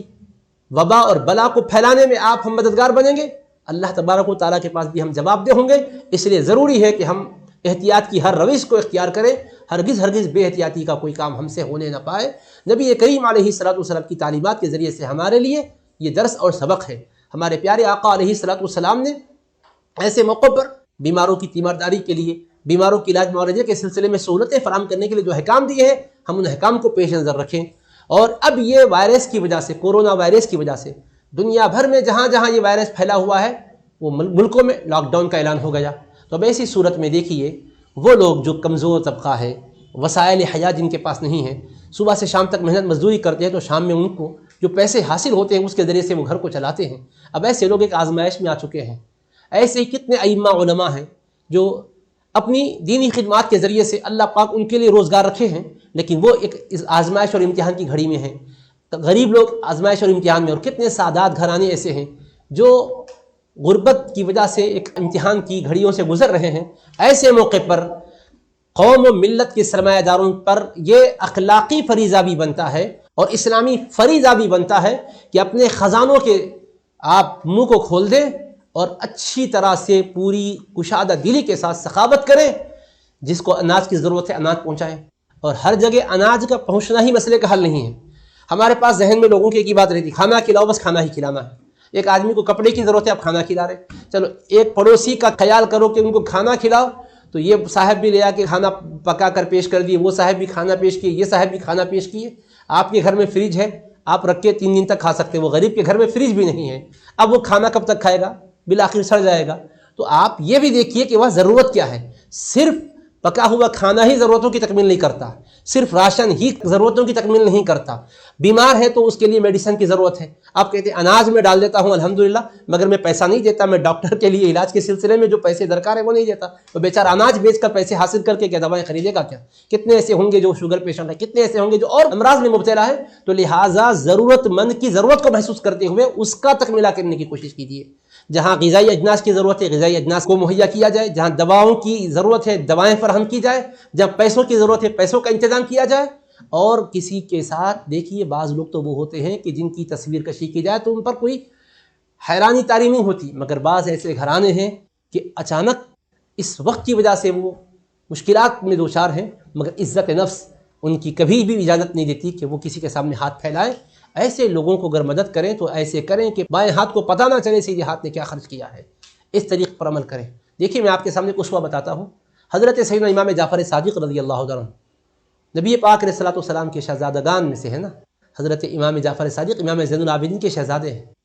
اللہ اکبر، حضرت امام زین العابدین کی بھی حالت میں یہی بات آتی ہے۔ مدینہ منورہ میں قریب گھرانوں میں خود غلہ پہنچاتے تھے راتوں رات، اور پتہ ہی نہیں چلتا تھا کہ کون پہنچاتا ہے۔ انتقال ہو گیا، جب آپ کے غسل مبارک کے موقع پر آپ کی پشت یا تھر کو دیکھا گیا تو نشان پڑے ہوئے ہیں۔ اب شہزادے ہیں، سیدوں کے سرتاج ہیں، مشیقت گھرانے کے سردار ہیں، اور یہ حالت ہے کہ نشان پڑ گئے ہیں، پتہ ہی نہیں چلا کہ کس وجہ سے یہ پڑے، کسی کو خبر نہیں ہے۔ تو اس وقت مدینہ منورہ میں جن گھروں میں غلہ پہنچا تھا ان گھروں میں غلہ نہیں پہنچا، تو پتہ چلا کہ غلہ پہنچانے والے آپ کے سوا کوئی ہستی نہیں تھی۔ اتنا مخفی طریقے پر آپ نے خدمت کی، حالانکہ مقام بلند و بالا ہے۔ جنت میں جانے والوں کو جنت کے داخلے کا ٹکٹ دینے والے لوگ ہیں، لیکن خلق خدا کے ساتھ شفقت و مہربانی کیسی ہے۔ ایسے ضرورت مند جو عزت نفس کی وجہ سے اپنے معاملات بول نہیں سکتے ان کا خیال کریں، سادات کی خدمت کی جائے۔ اور زکوٰۃ سے نہیں کر سکتے، ہمارے پاس پیسہ سوائے زکوٰۃ کے کوئی اور نہیں ہوتا، ہم اسی میں سے خرچ کرنا چاہتے ہیں، 2.5% سے خرچ کرنا چاہتے ہیں۔ 100 میں سے 2.5 میں سے خرچ کرنے والوں، باقی کہاں جا رہا ہے آپ کا؟ 97.5% رکھا ہوا ہے، 2.5% اس کے اوپر کا، تو 2.5% سے نہیں، جو حلال پیسوں سے اپنے بال بچوں کو کھلاتے ہو، نبی کے گھرانے والوں کو ان پیسوں سے کھلاؤ، دیکھو کتنی اللہ برکتیں عطا فرماتا ہے۔ ان کی بھی خبر گیری کیجیے۔ علماء میں جو آپ جانتے ہیں محلے کے ائمہ حضرات ہیں، دور دراز سے آئے ہوئے ہیں، ان کی طرف بھی آپ کی توجہ مبذول ہونی چاہیے، اور ہر ضرورت مند کی ضرورت کو پوری کرنے کے لیے تاب مقدور کوشش کی جائے، اور کسی کا دل نہ دکھایا جائے، کسی کو غربت کا تانا نہ دیا جائے، کسی کی عزت نفس کو مجروح ہونے نہ دیا جائے۔ اس چیز کا پاس و لحاظ کرنا میرا اور آپ کا اخلاقی فریضہ بنتا ہے، اور اس میں ہمارا مذہب کوئی تفریق نہیں کرتا کہ مسلمان کو کھلاؤ غیر مسلم کو نہ کھلاؤ، اگر ہم عقیدہ ہے تو کھلاؤ، اگر عقیدہ والا نہیں ہے تو نہ کھلاؤ، نہیں کھلانے کی بات آئی تو سب کو کھلاؤ، ضرورت سب کی پوری کرو۔ میرے آقا مکہ مکرمہ سے آئے ہجرت کر کے مدینہ پاک، مکے والوں نے ستایا تھا، مگر غربت نے جب ڈیرا ڈالا تھا مکے پر تو میرے آقا نے مدینہ منورہ سے 500 دینار سونے کے اشرفیاں بھجوائے، فرمایا کہ فقراء مکہ میں میری طرف سے تقسیم کر دیے جائیں۔ وہ نبی پاک کے محبتی ہے، ہر ایک کے ساتھ حسن سلوک ہونا چاہیے، شفقت اور مہربانی کا برتاؤ ہونا چاہیے۔ اور اختتام پر ایک بات میں عرض کرتے ہوئے بات کو ختم کرنا چاہوں گا، لاک ڈاؤن کی وجہ سے مساجد میں عمومی طور پر نمازوں کے لیے جانے کی اجازت نہیں ہے، مخصوص اور محدود تعداد کے ساتھ اجازت دی گئی ہے، تو لہٰذا بقیہ لوگ گھروں میں نماز پڑھ رہے ہیں اور پڑھنا بھی چاہیے، نماز سے آپ غفلت نہیں برت سکتے۔ اب ایسے موقع پر جمعہ بھی گھروں میں ہو رہی ہے، ظہر پڑھ رہے ہیں، تنہا ظہر کی نمازیں پڑھی جا رہی ہیں۔ اب ایسے موقع پر کئی اذہان میں یہ حدیث پاک جو ان کے علم میں ہے گردش کرتی ہے، ہم سے بھی لوگ سوالات کی۔ اس پروگرام سے پہلے بھی ایک سوال ایک بھائی نے مجھ سے کیا اور انہوں نے خواہش بھی کی کہ اس پروگرام میں اس کی وضاحت کر دوں، تو میں عرض کرنا چاہتا ہوں وہ حدیث پاک ہے، 3 جمعہ مسلسل جو ترک کرتا ہے اللہ اس کے دل پر مہر لگا دیتا ہے۔ تو پھر اب یہ 2 جمعہ تو گزر گئے، آنے والا جمعہ نہیں معلوم، اس سے پہلے اگر لاک ڈاؤن ختم نہ ہو تو پھر وہ بھی اسی طرح گزر جائے گا، تو پھر ہمارا کیا حال ہوگا؟ دل پر مہر اللہ لگا دے گا۔ تو میرے بھائیو، اس میں میرے آقا نے فرمایا تہاونا بہا، یعنی جمعہ کو معمولی سمجھ کے جو 3 جمعے مسلسل ناغا کرتا ہے اس کے دل پر خدا مہر لگا دیتا ہے۔ یہاں جمعہ کو معمولی سمجھ کر نہیں چھوڑا گیا، جمعہ ہمارے پاس بہت قابل قدر ہے، لیکن مجبوری کے تحت، قانون کی وجہ سے، طبی مشورے کی بنیاد پر، حکومت کے فیصلے کی بنیاد پر، اس لیے اب یہ ترک جمعہ کا اس میں نہیں آئے گا جس کی وجہ سے دل پر مہر لگا دی جائے۔ یہ عذر ہے، اب ہم معذور کی تعریف میں آ گئے۔ جو صاحبان عذر ہیں ان کا ترک جمعہ یہ وعید کا باعث نہیں بنتا ہے، بلکہ شرعی رعایت کی وجہ سے جو ظہر پڑھ رہے ہیں وہ اس حدیث پاک کی وعید میں نہیں آتے ہیں۔ اس لیے خواہ کی الجھن میں بھی نہ رہا جائے، بالکل مرض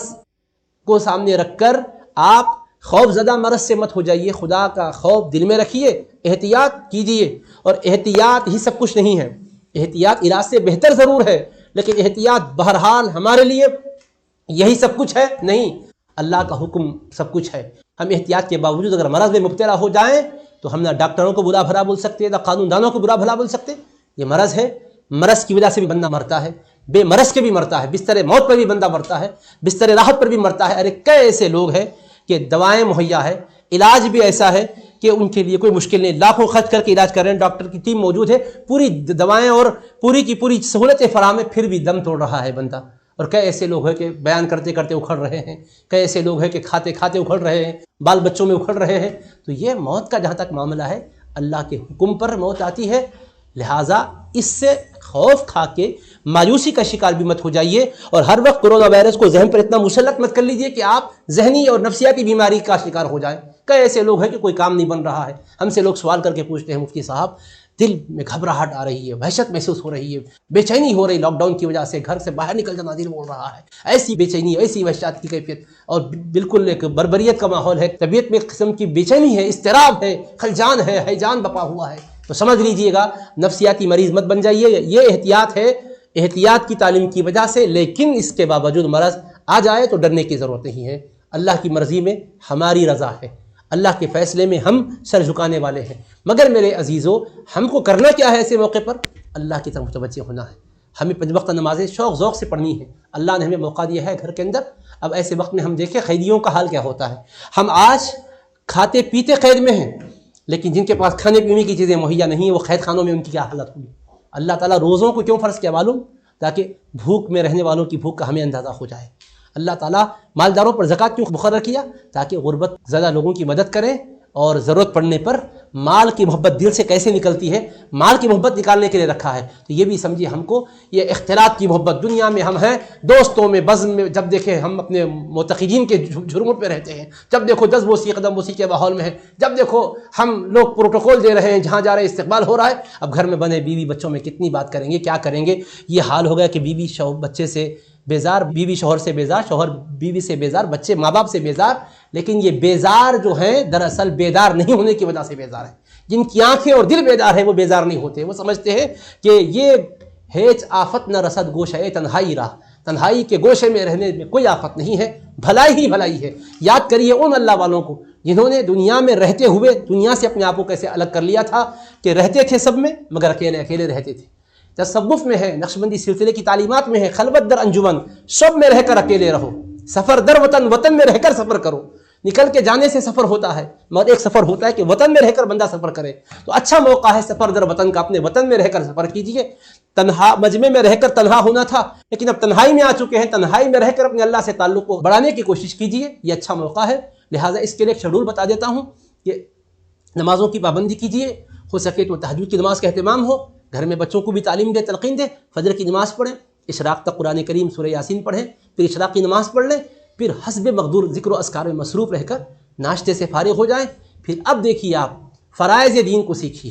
کتابیں ہیں مطالعہ کیجیے، اب خود پڑھ سکتے ہیں تو پڑھیے، نہیں تو اپنے بچوں میں سے جس کو پڑھنا آتا پڑھوائیے۔ ضیاءاسلامک.com ہماری ویب سائٹ پر کتابیں اپلوڈ کی گئی ہیں، آپ ایک ایک کتاب کو پڑھیے۔ اگر نہیں کوئی کتاب میسر ہے تو آپ فرمائیے، انوار خطابت کے نام سے 1292 صفحات پر سال کے 12 مہینوں میں ہر جمعہ کے اعتبار سے کیا کیا واقعات ہیں، کیا کیا ہدایات ہیں، اس کے اندر ہم نے دلائل کے ساتھ بیان کر دی ہے۔ اگر تسلسل سے آپ اس کا مطالعہ کریں گے اور پڑھ کر سنوائیں گے، یقیناً کوئی بھی احکام شرع سے بیگانے نہیں ہوں گے۔ محدث دکن عبداللہ شاہ صاحب رحمۃ اللہ علیہ کی کتاب ہے نور المصابیح، 12 جلدوں میں ہے، عربی زبان میں 5 جلدوں میں تھی، اس کا اردو ترجمہ ہو چکا ہے۔ اگر نیٹ پر اویلیبل ہے تو ٹھیک ہے، نہیں تو آپ ہم سے رابطہ کیجیے، ہم بھجوائیں گے، آپ اس کا مطالعہ کروائیے۔ اہل خدمات شریعہ جامعہ کی مسائل شریعت پر چھپی ہوئی نہایت ہی آسان زبان میں کتاب ہے۔ اس کے علاوہ اور بھی علماء اہل سنت کی کتابیں ہیں، جو بھی آپ کا جی چاہے پڑھیے، قرآن تفسیر کے ساتھ پڑھیے، احادیث پاک کا مطالعہ، فقہ کا مطالعہ، سیرت طیبہ کا، سیرت النبی صلی اللہ علیہ وسلم کے نام سے حقر نے کتاب لکھی، انگریزی زبان میں، اردو زبان میں ہے، نہایت آسان زبان میں ہے، مطالعہ کیجیے۔ آقا کی سیرت سے واقفیت ہونا چاہیے۔ میں نہیں کہتا ہوں کہ ایسا کرو ویسا کرو، ان کی سیرت آئینہ ہے، آئینہ دیکھا کرو، اپنے آقا کی سیرت کو پڑھیں، حیات طیبہ کے واقعات جانیں، انبیاء کرام کی زندگی، اہل بیت اور صحابہ کی زندگی کیا ہے معلوم کریں، بزرگان دین کے طرز زندگی کو معلوم کریں، اور نمازیں پڑھیں، کھانا کھائیں، خیر اللہ کریں دوپہر میں، پھر اس کے بعد اپنے تازہ دم ہو جائیں، پھر کچھ دین کے احکام کو سیکھیں، بچوں کو کھیلنے کا موقع دیجیے، پھر نماز مغرب پڑھیے، پھر عشاء تک ان کو جو بھی ان کے مضامین میں کمزور ہیں، ان مضامین میں ان کو مضبوط کرنے کے لیے آپ توجہ دیجیے، اور ساری دنیا کے حالات پڑھتے پڑھتے آپ تھکائیے مت اپنے آپ کو۔ یہ خبریں صبح سے شام تک چلنے والی ہے، رکنے والی نہیں ہے۔ تھوڑا سا مطالعہ کر لیجیے، تھوڑے معلومات حاصل کیجیے، پھر کہاں کیا ہو رہا ہے، کہاں کیا ہو رہا ہے، کہاں کیا ہو رہا ہے۔ جیسے یہ وائرس اچانک دنیا بھر میں پھیل گیا، اگر بے ایمانی کا وائرس دل میں گھس گیا تو جب کیا کریں گے؟ اپنی ایمان کی بچانے کی کوشش کیجیے۔ کبھی کبھی شک شبہ کی باتیں پڑھتے پڑھتے انسان وسوسوں کا شکار ہو جاتا ہے۔ میری نصیحت ہے اور یہ خیر خواہانہ بات آپ سے عرض کرنا چاہتا ہوں، یہ وائرس سے صرف جسم کو نقصان ہے، لیکن اگر خدا نخواستہ اللہ کی ذات پر شک آئے، دین میں شک آئے، عقیدے میں بگاڑ کا وائرس آ جائے تو پھر سمجھیے جسم رہے گا مگر ایمان جا چکا ہوگا، اور کیا فائدہ اس زندگی کا جس میں ایمان ہمارا رخصت ہو چکا۔ ایمان کی حفاظت کی فکر کی جائے۔ میں بارگاہ یزدی میں دعا کرتا ہوں، اے پروردگار، تیرے حبیب کریم صلی اللہ علیہ وسلم کے ہم امتی ہیں، مولا ہم گناہ گار ہیں، ہم معصیت شیار ہیں، ہم خطا کار ہیں، یا ارحم الراحمین، ہم سے کوئی نکاح، ہم سے کوئی نیکی نہیں ہو سکی، ہم شرمندہ ہیں، ہم نے دن رات گناہ ہی گناہ کیے۔ اے اللہ تیرے حبیب پاک کا واسطہ ہمارے سارے جرموں کو درگزر فرما دے، ہمارے گناہوں کو معاف فرما دے۔ اے اللہ تیرے حبیب پاک علیہ الصلوۃ والسلام کی سنتوں سے ہمیں محبت عطا فرما، حبیب پاک کی حسین اداؤں سے ہمیں محبت عطا فرما، اہل بیت اطہار صحابہ کرام سے ہمیں محبت عطا فرما، تیرے حبیب پاک علیہ السلام سے کامل محبت اور وابستگی عطا فرما۔ اے اللہ اولیاء صلحاء کے طریقوں پر چلا، اہل بیت و صحابہ کے طریقوں پر چلا، تیرے حبیب پاک علیہ السلام کی سنتوں پر عمل کی توفیق عطا فرما۔ اے اللہ اس وبا کورونا بلا کا وبا کا خاتمہ فرما دے، یا ارحم الراحمین، اس بلا سے تمام مسلمانوں کو، تمام انسانوں کو محفوظ و معمون فرما دے۔ اے اللہ یقیناً ہم شرمسار ہیں مولا، سر سے پیر تک ہم گناہوں میں ڈوبے ہوئے ہیں۔ ارحم الراحمین، تو رحمان ہے، تو رحیم ہے۔ اے اللہ تو اپنے فضل و کرم سے ہمارے سارے گناہوں کو معاف کر دے، ہماری ساری خطاؤں کو درگزر فرما دے۔ اے اللہ نام اعمال سے بھی ہمارے گناہوں کو مٹا دے، عالم برزخ اور عالم مثال سے بھی ہمارے گناہوں کو مٹا دے۔ اے اللہ ہمیں تقوی اور طہارت کی زندگی عطا فرما، تیرے اور تیرے حبیب کے فرامین پر عمل کی توفیق عطا فرما۔ یا ارحم الراحمین، ہم نے وہ کیا جو ہمارے لائق تھا، تو وہ فرما جو تیری شان کے لائق ہے۔ اے اللہ ہم گناہ گار ہیں، ہم نے گناہ کیا، تو غفار ہے، بخش اور مغفرت سے ہمیں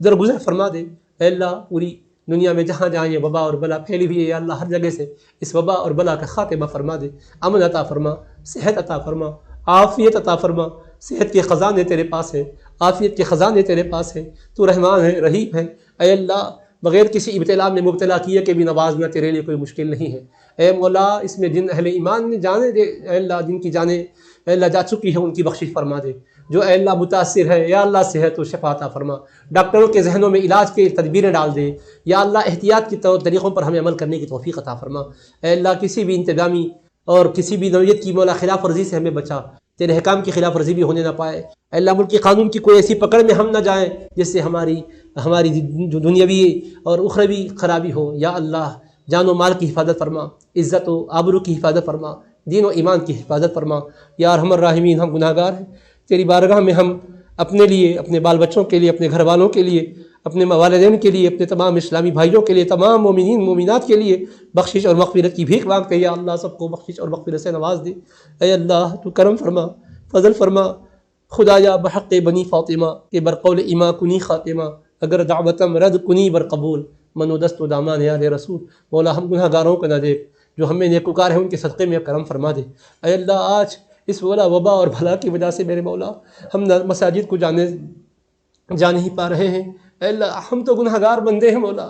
ہماری زمینیں بھی اس لائق نہیں ہے کہ تیری بارگاہ میں جھک سکے۔ یہ تیرا فضل ہے، تیرا کرم ہے، تیری توفیق ہے کہ ہم سجدہ ریزی کا شرف پاتے ہیں۔ مولا تیرے کتنے ایسے بندے ہیں مولا جن کی کبھی جماعت مسجد سے ہٹ کے ادا نہیں ہوئی۔ یا اللہ ان پاک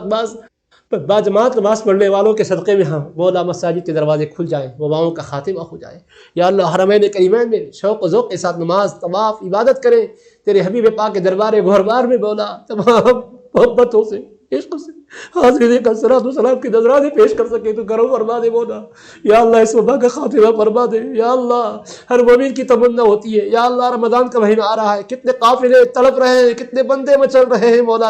حرمین کریمین حاضری کے لیے، عمرہ اور زیارت کی سعادتوں سے مالا مال ہونے کی، گناہوں کا بوجھ لے کر آتے ہیں، رحمت سے تیری نوازے جاتے ہیں۔ یا اللہ ان راستوں کو جو بند ہو چکے ہیں مولا تو فتح فرما دے، ان ابواب کو مفتوح کر دے، ابواب کو کھول دے، دروازوں کو کھول دے، وباؤں کا خاتمہ فرما۔ اے اللہ کورونا وائرس کی اس وبا کو پوری دنیا سے ختم فرما دے۔ یا اللہ اس کے پیچھے کیا کیا معاملات ہیں، اے اللہ وہ معاملات ہم سے مخفی ہیں، تو جانتا ہے مولا۔ ہر مکر کو دور فرما دے، ہر سازش کو ناکام کر دے۔ اے اللہ اپنے بندوں پر کرم فرما۔ اے رحمان اے رحیم ہم سب کو حج بیت اللہ، زیارت روضہ مقدسہ کی سعادت عطا فرما، علماء فقہا کی، ائمہ کی، بزرگوں کی حفاظت فرما۔ اے اللہ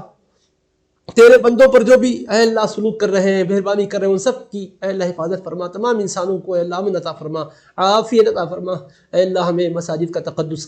قائم رکھنے کی توفیق عطا فرما۔ اے اللہ تیری عبادت اور تیری بندگی کی توفیق عطا فرما۔ اے اللہ ہم گھروں میں کسی معصیت میں مبتلا نہ ہوں، یا اللہ تیری عبادت کریں، اے اللہ تیرا ذکر کریں، اے اللہ قرآن کی تلاوت کریں، تیرے حبیب پر کثرت سے درود و سلام پڑھیں، ہمارے اوقات ضائع ہونے نہ پائے۔ یا اللہ ہمیشہ اپنی بندگی میں رکھ مولا، اپنے محبوب کی غلامی میں رکھ مولا۔ اے اللہ اپنے دربار سے تو ہمیں محروم نہ فرما۔ یا اللہ ایک ابتلا، ایک مرحلہ آزمائش کا نظر آ رہا ہے، یا اللہ تو اس کو دور فرما دے۔ اے اللہ ہم جھک جائیں تیری بارگاہ میں، اس موقع سے ہم فائدہ اٹھا لیں۔ اے اللہ ہم تجھ کو راضی کرنے میں کامیاب ہو جائیں مولا۔ تیرے محبوب بندوں نے تجھ کو بنایا تھا، ان کو بنانا آتا تھا مولا، ہم نہیں جانتے کس انداز سے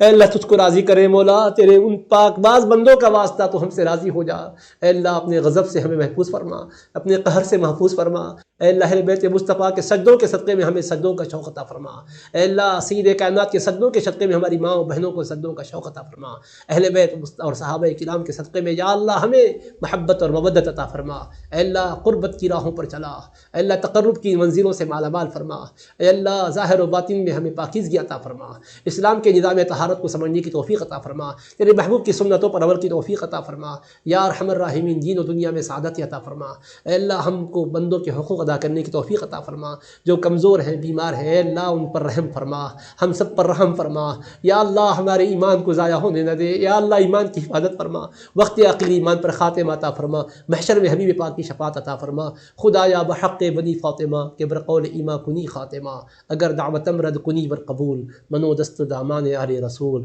از تو فیل خواجہ گانے نقش بند، کار دنیا عاقبت محمود باد۔ وصلی اللہ تعالی علی خیر خلقہ سیدنا محمد وآلہ وصحبہ اجمعین برحمتک یا ارحم الراحمین والحمد للہ رب العالمین۔